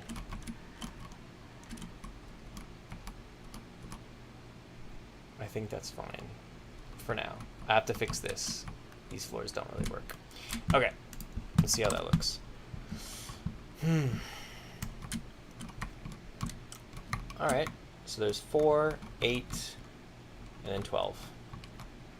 Cool, 12 rooms you can rent here, which is more than the place in Morocco. All right, nice, nice, nice. And this is looking good. This is looking good. DC's coming together again. Need to put this damn thing here though. So, I guess let me open up Blender really quick. Let's take a look at Morocco. Morocco isn't totally finished. Morocco still actually has work to be done. And go to Morocco. Okay. So much motherfucking work to be done. So this is, usually you guys see this part of Morocco, right? In Unity at least. Oh, these need to be replaced too. A lot of the trees I'm also going to be doing somewhere else, I think. The trees are TBD. Definitely not going to be using these though. So you guys have seen a lot of this stuff. I think this, shows up in the video and everything when I did the little, April Fool's sort of, or not April Fool's, the April Fool month, where I was showing off the game in Unity. But I never go through this little archway into the back area. And that's because for a long time, these places weren't textured. I think I did a bunch of modeling streams, but for the most part, I did a lot of texturing on my own time. And so now, it's been a while that this place has been in pretty good shape, but it still needs finishing touches that I chip away at every now and then. Like, this bedroom has been done forever, like so ready to go. But this bathroom, there ain't nothing in it. The building itself is completely there, right? It has all the rooms and everything.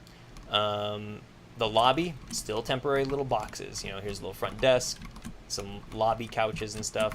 Stairs are looking all right. You can go down these hallways and stuff. But yeah, it's just like there's not even a doorknob on this door, right? Hallway functions well enough. Grid snapping could have helped in placement. It can, yeah, and I do use it here and there, but because I'm designing a lot of things in Blender, like just eyeballing it, it honestly rarely helps anymore. Because I don't make things to really precise measurements. basically never. I never make things to precise measurements. But yeah, so this building is, you know, close to being ready to go. I think that as soon as I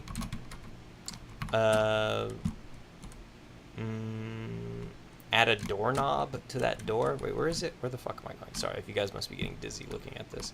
So I just need to add bathroom stuff and a doorknob, and bathroom stuff, doorknob, and then, oops, where am I going? Jesus, sorry. This must be really bad on your eyes. It makes me feel weird. And then this lobby area, I need to put in a desk. So once I put the desks in, that doorknob, and the bathroom, this building is done. That's pretty much it. I mean, oh, and this, actually, yeah, this light's already done too. I can't wait to bring in Morocco and like do this part of it. Same thing with this place. The chairs are done. I'm pretty sure I'm just going to duplicate these and put these all up front. Probably inside as well. I'm not going to go crazy. But inside needs, like, you know, this is a bar that currently does not have an inventory. That doesn't have stuff to be served. So I need to figure out what that looks like in here. And then you can come up here. Okay, yeah, this will also just be the little chairs and stools and stuff. And what else? Oh yeah, so that's what that place needs. It just basically needs a bar back supply thing, right? So that's just like a handful of models and some texturing. Otherwise, it's pretty ready to go. So that's those two. And then this one, it is like this whole block of sort of these little shops. This is probably where a lot of the work needs to be done. It's honestly just right here. So it's like these little like cave-looking parts. They need to be sort of like unique little shops where they sell, you know, fruits and vegetables and, you know, beans and rice and legumes, you know, pottery, trinkets, cloth, textile stuff. So that's what this whole little area is like, shops and stuff, right? It's a bunch of little things that you could buy, and supplies. So that one is a lot of work. That's like a bunch of shit that needs to be done. And then this place is just facade. There's nothing really here. But back here is the little hidden bar, and this one's pretty close to being done. I think this place just needs tables and chairs and booze bottles. Tables, chairs, booze bottles, and lights. So I just need to model one chair, one table, a couple of bottles, and a light. And then I'll just duplicate that like crazy. So this place is really close to being done too. But it's still, like, that's a fair amount of work. You know, it's probably, it's funny, you probably save yourself years of work for your next game. You won't need to remake a good bit of furniture again. Well, you say that now. But I think my problem is that, like, I mean, maybe that I do like that idea. I agree that there's probably going to be a handful of things that I could pull from this game to put in my next game, on the condition that it has the same aesthetic, right? It has the same style. In as much as like the poly count and all that kind of stuff, because you can always change the textures. And that it is of a similar genre where that would even matter. Because if I did a sci-fi where everything's all spacey and futuristic, then very few of these things are going to be usable. And if I do a little stoner comedy thing, very few of these things are going to be usable. Like, the backwards way to look at it is that very few of these things were available to me on any asset store. On CG Trader, Turbo Squid, the Unity Asset Store, there's a few other places, Sketchfab, you know, a lot of these like places that you could really rely on for assets in your game. it's a lot harder to find 1960s specific or even kind of like just era appropriate, right? Even if it came from prior to the 1960s, of this poly count. It's just, yeah, it's been difficult. It's been difficult. Like this you could probably find, I guess, you know, if you looked hard enough. But it's like the poly count was really important. Like a lot, if you found a chair like this on an asset store, the poly count was going to be something very different. And the big thing that kind of sucks is that you have to like do a lot of digging in those places. At least if you make a zombie horror game, you can retexture the buildings to make it look run down. Yeah, that's true. That's true. If, again, if I like the layout, like, because what if the zombie horror game, like, it probably need a different layout. You know, like, I hate to say this, but I think, honestly, for the most part, that a lot of the assets for Memories of a Spy, except for the character model I actually enjoy using in different games. Like, I love the idea of making a lot of games that I use this character model for, that they just look different. You know, because I already have. Like, Memories of a Spy, Dream Diver uses it, and I already know a handful of other game ideas that I have where I'd be like, oh yeah, I would use these guys again. I would just texture them differently. But as far as like models from the world goes, like a lot of this stuff, I hate to say, is like stuff I would like to keep like just here. You know, on occasion, maybe the idea of like borrowing a gun prop or a radio prop, sure. But like this beach here, all this stuff, I really, if I ever had to model another beach in my game, I would want to model another beach. You know, I would want to give it a different look.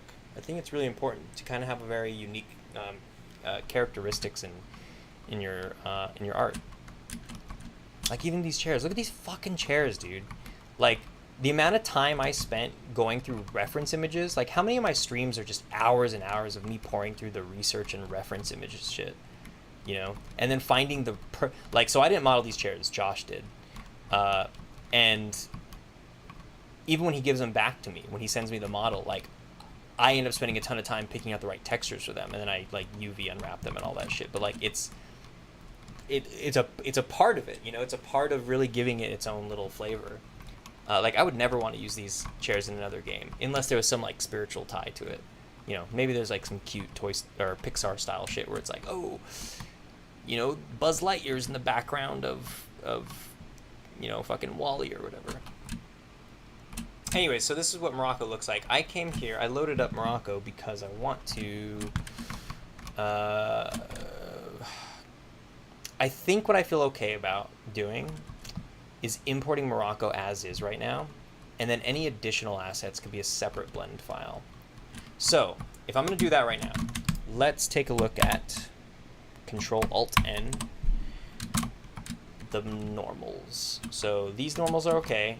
They're inverted, but this is going to be a double-sided one. Same thing with the railing. It's going to be double-sided shader, so that's okay. What I want to make sure is that there's no solid geometry with broken normals. This is also going to be double-sided. This tablecloth is also going to be double-sided. These are going to be double-sided. Okay,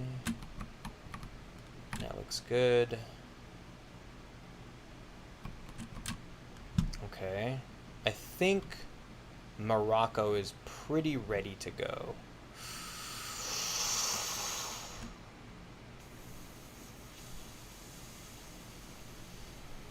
Let's do it. Well, you can hijack the light poles, chairs, small assets that could work in another game. Yeah, there's. I think there are some things you can kind of like. You know, like I said, that Pixar thing, that Pixar idea, I really like it. Whenever Pixar has like, you know, I'm trying to think of some good examples. Oh, like in Monsters, Inc., there's like a brief moment where if you look through the door of one of the rooms that a monster is currently about to scare the kid in, that brief moment where the door is open and you could see into the room, total throwaway room. Which is crazy to think, actually. That means like the Pixar team had to like make all these fucking fully fleshed out rooms that you only see for like half a frame. But like in somewhere in that movie, in one of those shots, you could see through the door, I think, like a poster of like some movie that I guess like Sid or Andy had on their wall in Toy Story. Shit like that. I really dig that kind of world building or universe building. Okay, so Control-Alt-N, we look good. Let's commit to this. So the way you import things from Blender, I think I'm gonna want to change. Ooh, this is the only thing I ever wanted to change, actually. I have very much wanted to change this. What if I did this? What if I did this? What if I did this?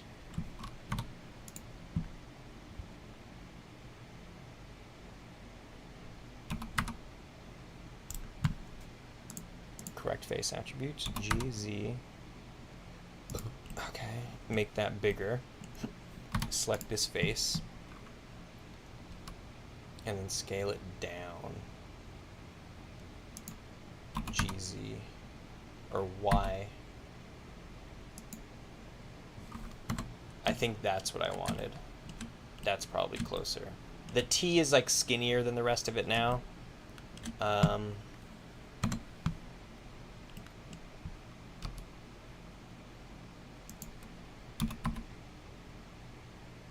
little bit bigger. There we go. Hotel Tangiria.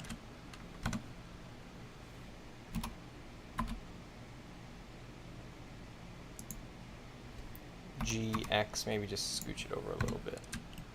Okay. I think that looks really good. I don't know why I didn't do that a long time ago. That means there's inconsistency in the texture here. See? That little crease. But honestly, fuck you if you care about that shit. Now it looks better. Hotel Tangiria. and Control-Alt-N. Oops. Shift tilde. These, I don't understand, but when I import these faces come all fucked up, and I don't understand why. Are they N-gons or whatever the fuck they're called?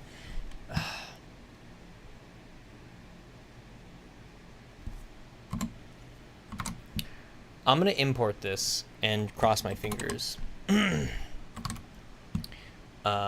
we'll see if it's fine. Like I don't know if I changed anything since the last time, but yeah, here's Morocco. I can't believe this fucking game. Oh my god, I can't believe this damn game better be fun. Holy shit. This damn game better not just be pretty.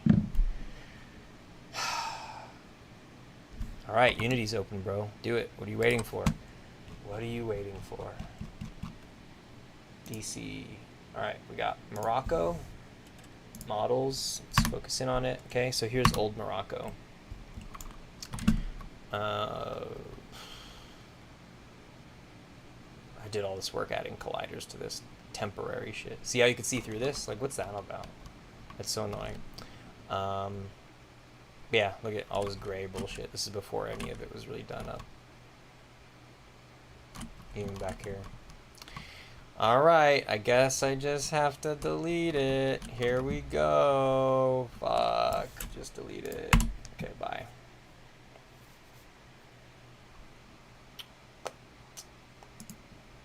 Or you know what I do?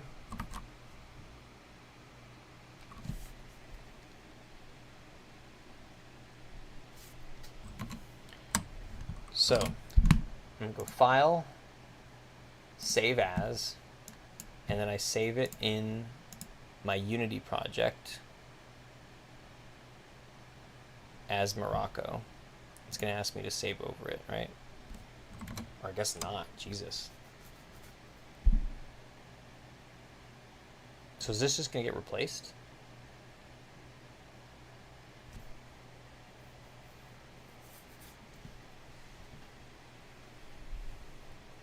Okay.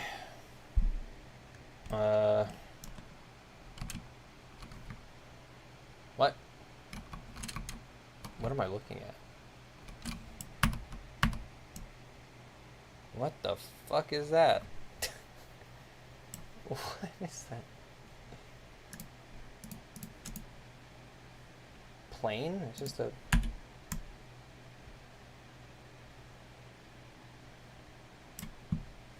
Okay.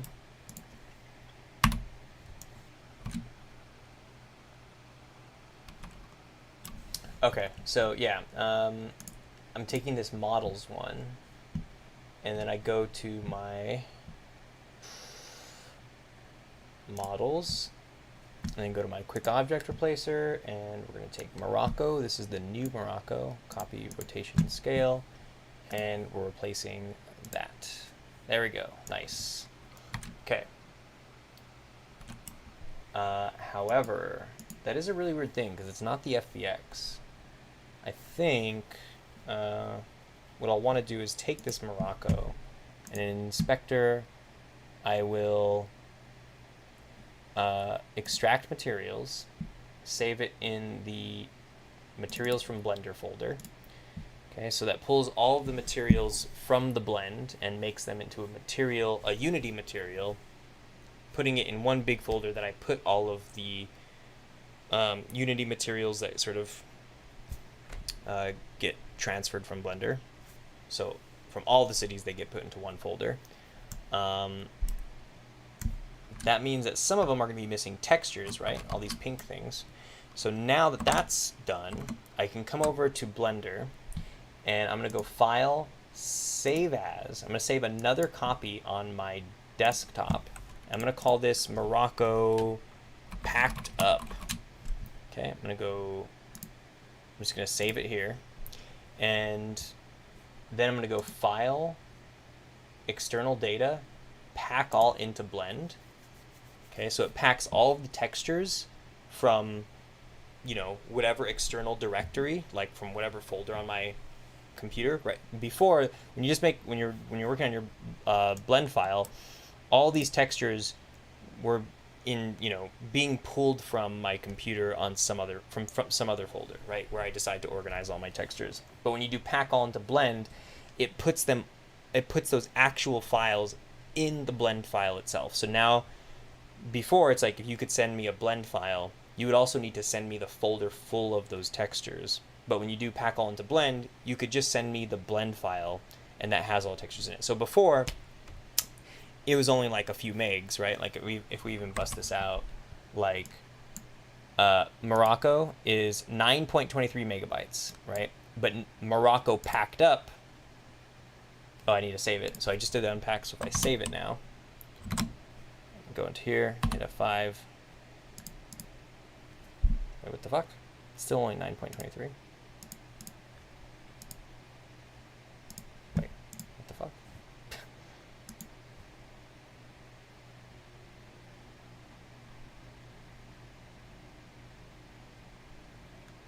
I don't get it, but I'm just going to go to external data, and then you unpack all into files. So then what it does is it takes all the files that were being used for that project, and it puts them in this folder, this textures folder right here. Okay, so now this textures folder is all of the textures that are being used in Morocco. So what I could do is go over to my Unity project. Okay, see all these things are pink. Go to my models. I can go to my textures folder, right click on it, show it in Explorer. So I have all of these are the textures that are being used in the Unity project right now.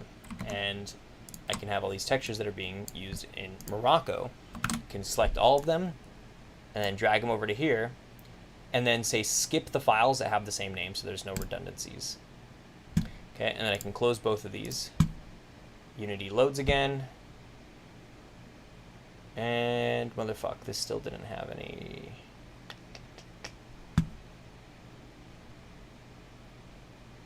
So I think what I might do is just drag and drop Morocco right here, and then delete models.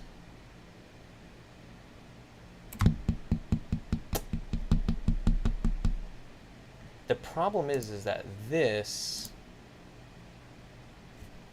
Morocco checker tiles 45 doesn't have a texture on it.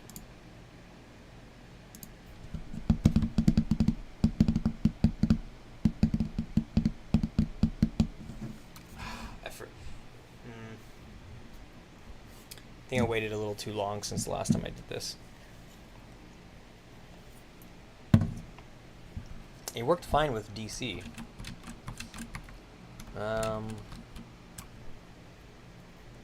Morocco checker tiles.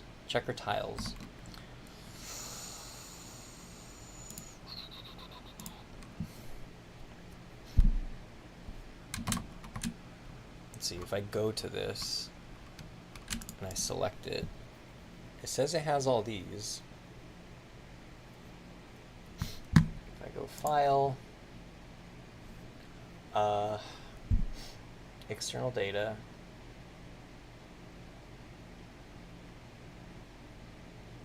pack all into blend, external data, find missing files, and then if I just search in textures, find missing files, external data, oh shit, wait, I don't know why this got closed, sorry chat. Wait, how come it's getting... There we go. Damn, yeah, I don't know what the big deal is here. Why is this not importing my textures? Oh, wait. With this, I already did extract materials.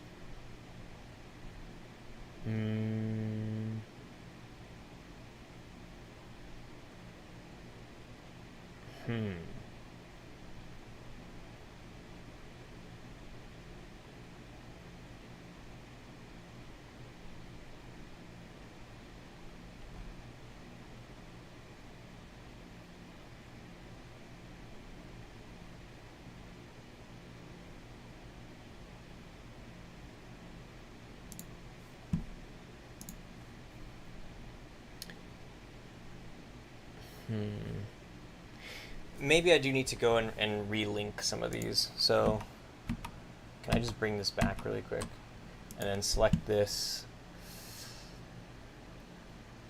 And I guess I could just, what is this? Morocco checker tiles 45. Maybe I could select this base map and then type in the same thing. Oops, shit.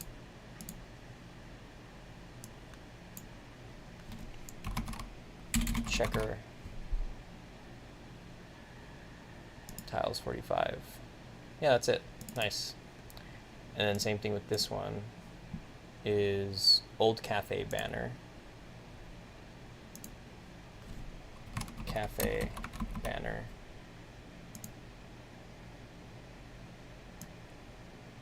Blank. Okay.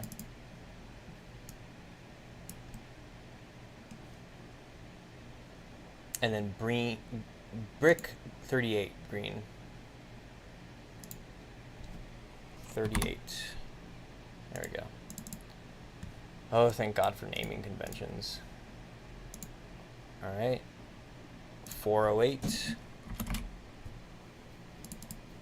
Cool. And while I'm here, I may as well go double-sided and alpha clipping. And then what's this one?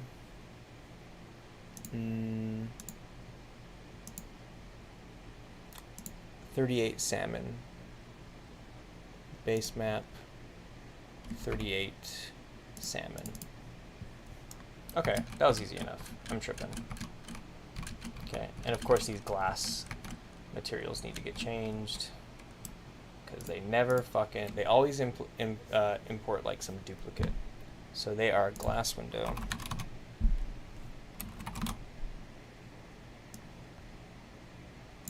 Right, okay. Bar, door, glass. So I'm going to select all of these and put that in there. Okay, nice. And these ones as well. What are these ones called? Door underscore glass panel. Door underscore glass panel. So I could select all of them and then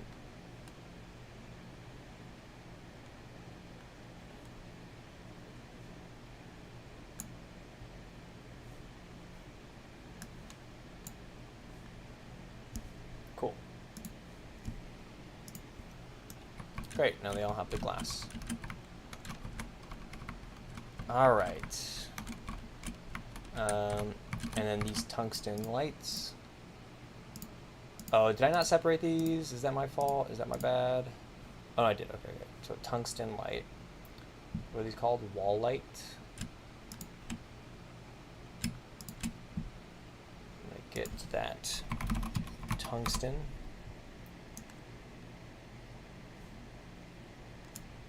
Oh no, I just want to replace the one. Okay. It's not this one, right? No, okay. Fuck, I hate how I have, see, this is so driving me crazy. Anyways, that's fine. Now, what about these ones? Ceiling light, same thing. Take this tungsten glass. Okay. All right.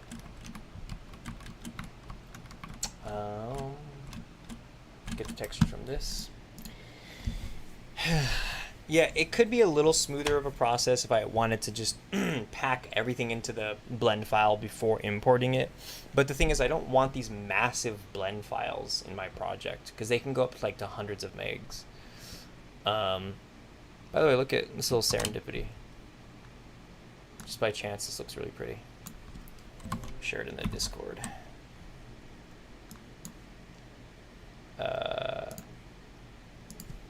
Boom.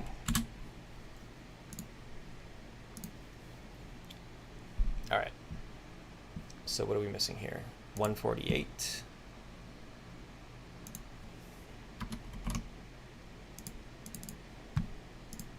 Same thing with this.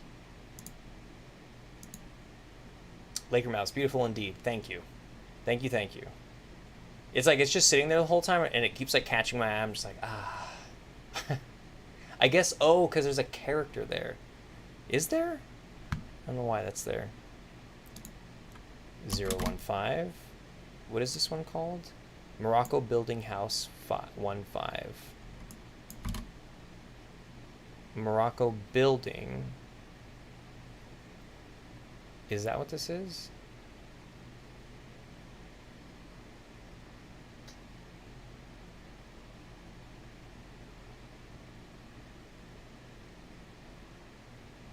Zero 015. Shit, wait, this one's not here. Is it?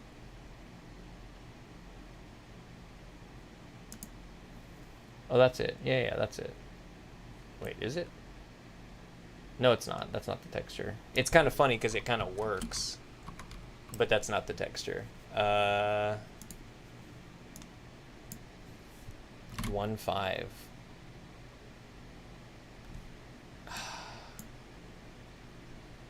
Is it this one? That's the one. Yeah. Okay. Wait, is it the right one? Is this one like wonky? Is it wonky in Blender too? Have I just never noticed? Oh yeah, I guess so. Okay, fair enough. And what else? This building? What do we got? This isn't too big of a deal, I guess. 265. Yep, that works. And then this is banner. Cafe Express. Yep. And it is double-sided. And is it alpha clipping? Or not? Maybe not. Okay. Oh, I can't wait to see this in Unity Light. Okay, we're so close, so close. 115. Okay.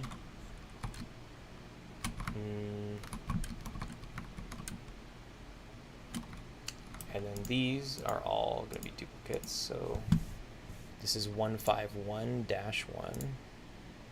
151. Okay, and this one is 1512.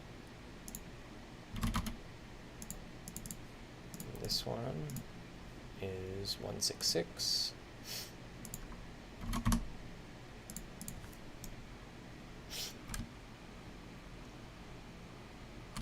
Oh, and we may as well do the mosque. Oh, I didn't name it. What the fuck is this called?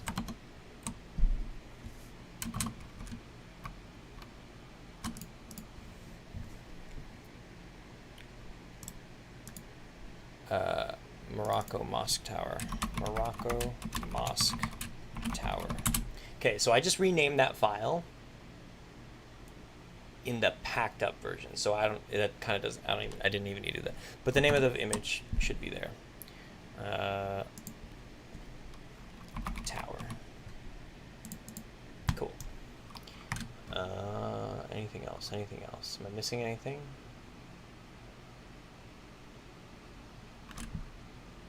This chair, maybe? Is this chair? Yeah, 174. Or is it on there, actually? It is. Okay, yeah. Wood's there, fine. You know, it's just like sometimes they look funky when they have their smoothness turned all the way up. Turn that down. There we go.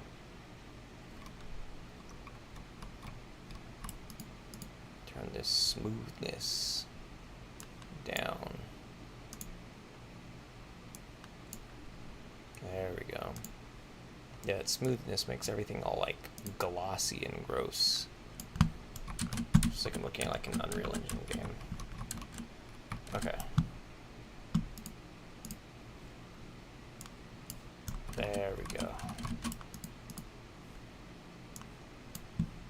Okay. This one could stay a little glossy. This one should not. Concrete floor, no. Okay. That will be, I could drag and drop on some of these since there's only a few. If I just type in glass window, you just go boop and boop and boop. But some of these, it's better to select one. 2, 3, 4, I guess.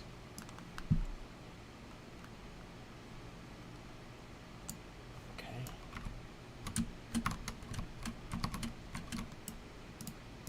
What are they called? Ah, they're just called plane. This is why you gotta name things, because when you import them to Unity and you want to do some like systematic shit, you're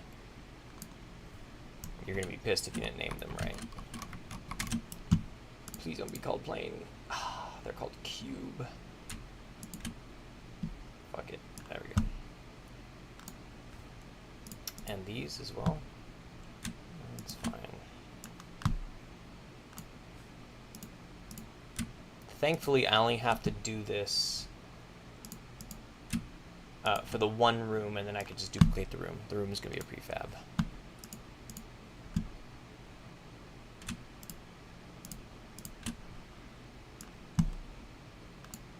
Okay. Looking good, looking good. Okay. Everything in here is looking fine. Yes. Everything in here is looking fine. These ones need to be...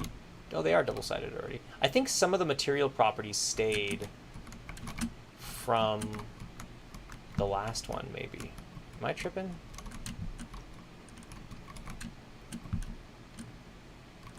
Okay. Boom. And...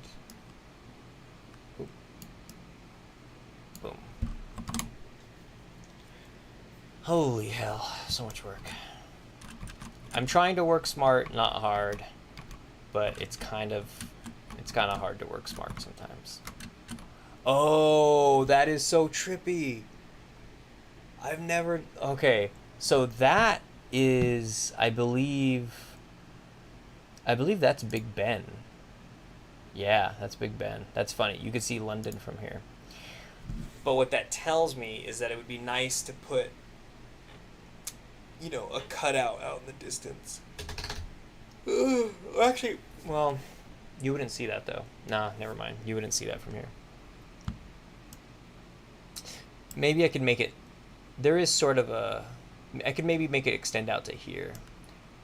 But also, these should be called out when you're here. You should not be able to see. Like, is that the Eiffel Tower?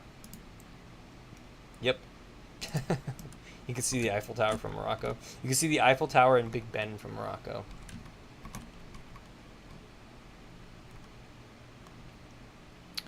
Okay. So what I want to do now is duplicate these rooms. We'll turn this into a prefab. So, this Hotel Tangier hotel rooms is one. Oh, okay. Kind of problematic. It means I'm gonna have to come up with a different system, maybe, for booking hotel rooms. Because it's one game op. Oh, also, did that invisible. Look, one face. One face did not. That one's solid. That one's not. Wait, am I missing just one of them? Where is it? I don't get it. I don't get it. Why? Why one face? I don't get it.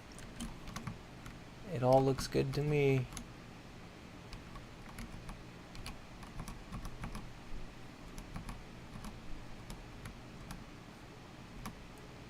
What the fuck?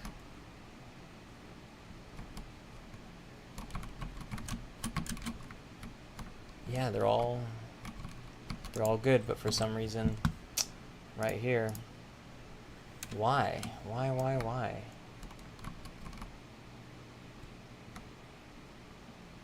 That is so strange.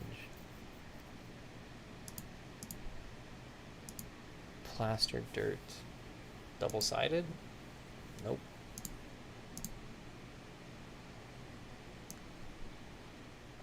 Why is it just this one face? Cull mode?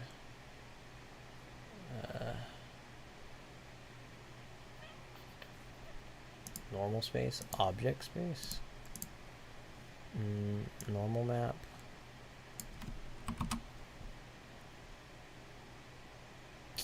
That's annoying. It's pretty annoying.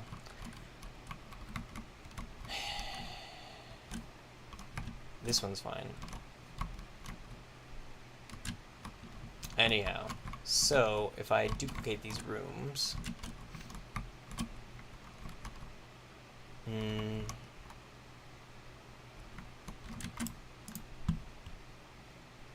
oh, I should probably unpack this. Okay, so right now it's currently in FBX. Let me collapse some of these things. London. Okay, so right now it's just this FBX, but it's time to just commit. Prefab, unpack completely. All right, and then if I select this, this, that is Hotel Tangier hotel rooms. So it's just the whole body of it.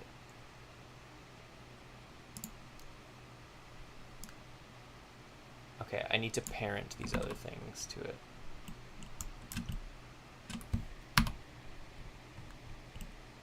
Surprised I didn't parent those in whatever.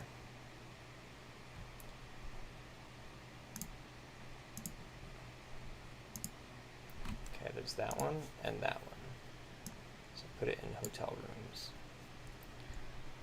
There's this. Nope, this. Goes in here.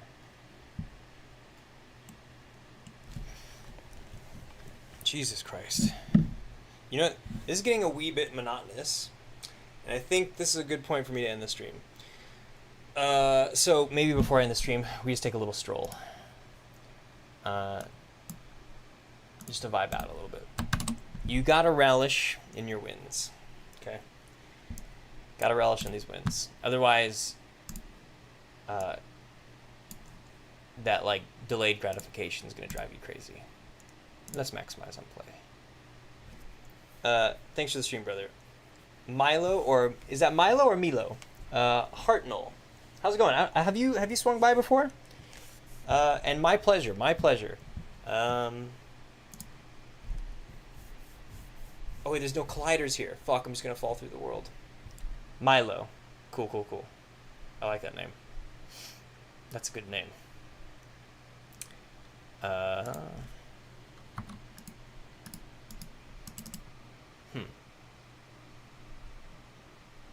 Oh, you know what? I think this came with a camera. Well, you know, it put us somewhere nice, so I can go to settings and maybe go to 235 to 1. Oh, it's not even doing that. Fuck, I have to get rid of this camera. So that's what that angle is. This weird random camera angle that was showing up in the game view is something that got imported with Blender. So if I search camera, it's like probably this one, right? So if I close that, it should be, yes, it's in Morocco. So I can just delete that. There we go. And now if I want to maybe put my character here, game object, align with view. Now my character's right there. And let's just zero out these rotations. Let's put some colliders on this. Okay, I found you today. Really dug your tutorials. Thank you, thank you, thank you. About the horror one, looking forward to following along. Right on. I'm glad you're digging what I got, and really hope you enjoy the horror course, because I put a lot into that one, and there's more coming. So yeah, I don't know if you saw on the Gumroad page, but that horror course is going to be there's like a bit of a roadmap. So currently, if you go through with it, it'll teach you a nice chunk of things. But there's a handful of additional lessons, little bonus lessons that I'm going to be adding in the coming months.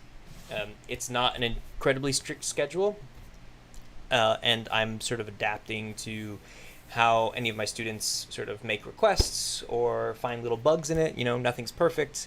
I realize that, people are going to find things that I missed, but I think for the most part, it's a really solid system. And for the people that have been finishing it and that have been going through it so far, it's working out for them.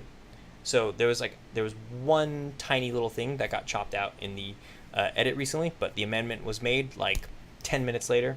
So if you find anything, please let me know. Don't hesitate. Let me know if there's something that if you feel like you missed, or you're just really sure that that there should be something but it's not there, and so if something's just missing, let me know, because I will fix it immediately. But yeah, let me. Okay, I know I said I was gonna end the stream, but I gotta put colliders in here just to like fucking walk around. I'll just put one right here. Let's put a box collider on this. Just let me walk around. Okay, and then we'll put our character right there. Okay, and save and press play. Sounds great.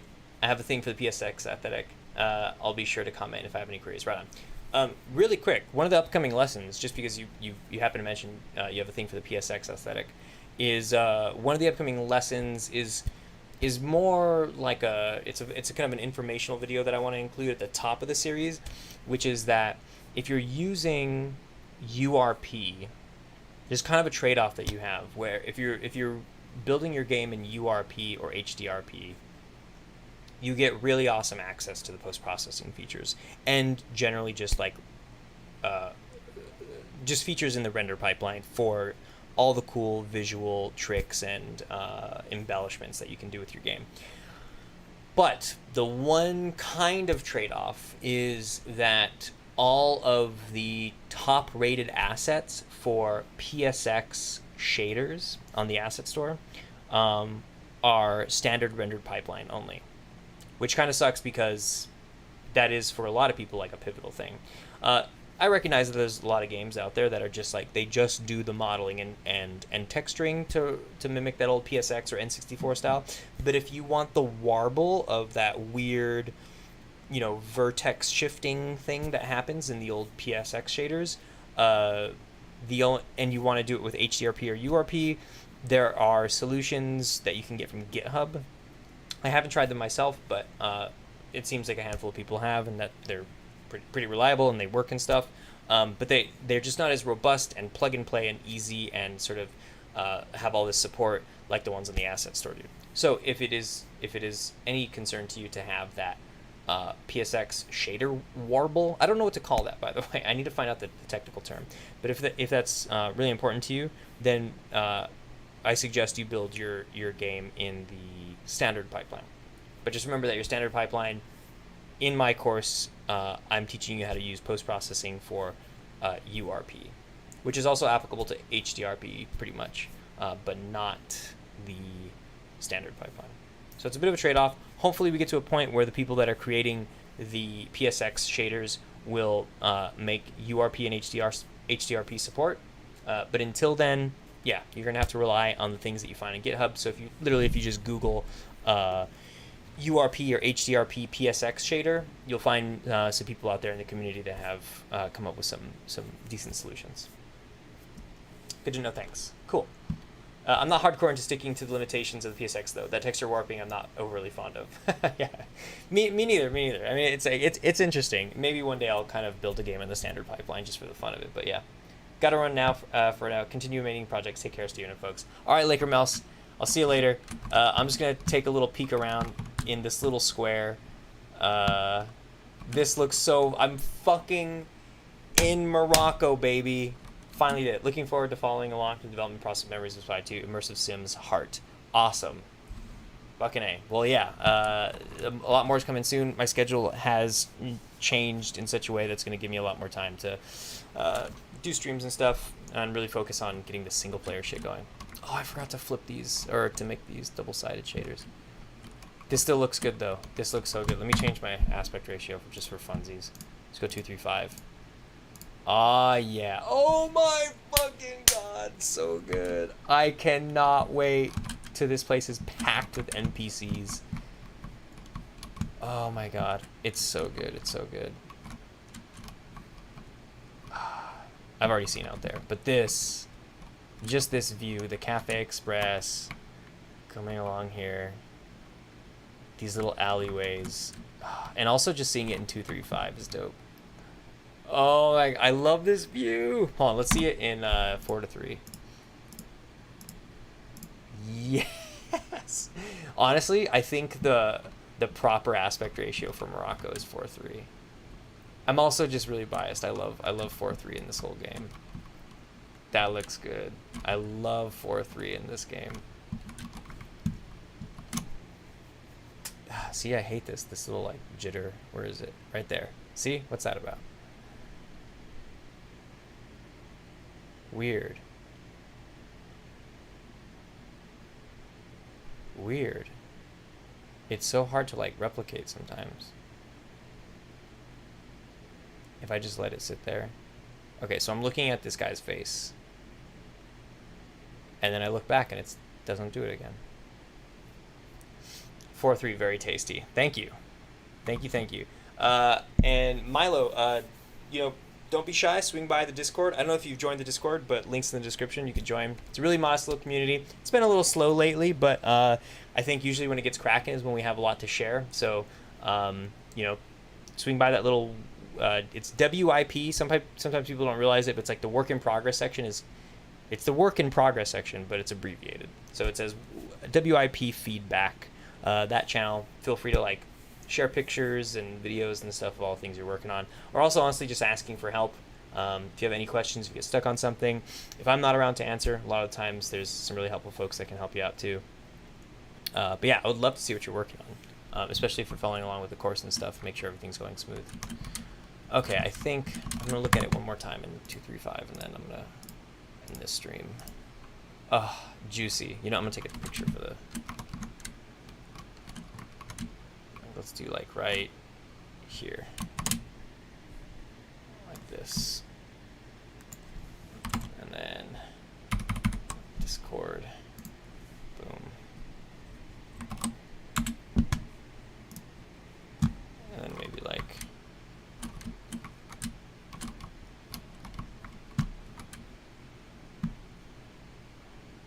I love this back alley stuff so much. We're just like seeing the buildings. Oops, there's a stretch texture.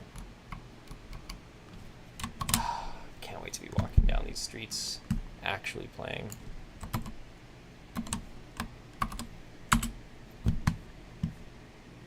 Okay, that's enough of that. It's getting really masturbatory now.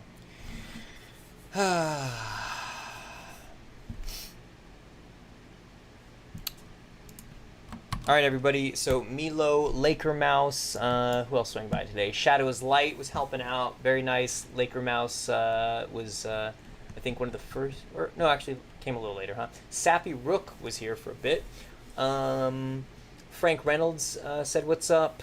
Who else we got here? Mastifu, and Rusty. Oh, and Chronos 57 was there for a second too. So to Rusty, Chronos 57, Shadow is Light, Sappy Rook, Laker Mouse, Frank Reynolds, Mastifu, and Milo. Thanks for swinging by, everybody. It's a pleasure having you. Really enjoyed your company. Hope you learned something out of this, or at least were entertained, or even just enjoyed my company. You're just chilling on this nice Friday evening for me, whatever time it is for you. I'll be back on soon enough, hopefully doing more programming stuff. Doing all the AI things for Memories of a Spy has been pretty exciting. So hopefully some of y'all can tune in for that stuff. Those have been some of my favorite moments on stream. Can't wait to get to doing more of that kind of shit.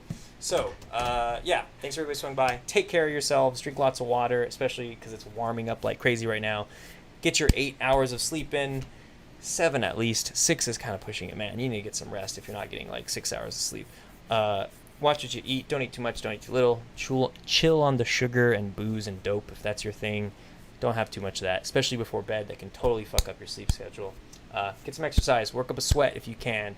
And, of course, be nice to yourself. Spend time with all the people you love, your friends and family. Get in the same room with them if you can. Hang out with them. Go for a walk. Do whatever. If you can't, give them a call. Do a FaceTime. Or at the very least a text message. Yeah, so take care of yourselves, everybody. I'll talk to you very, very soon.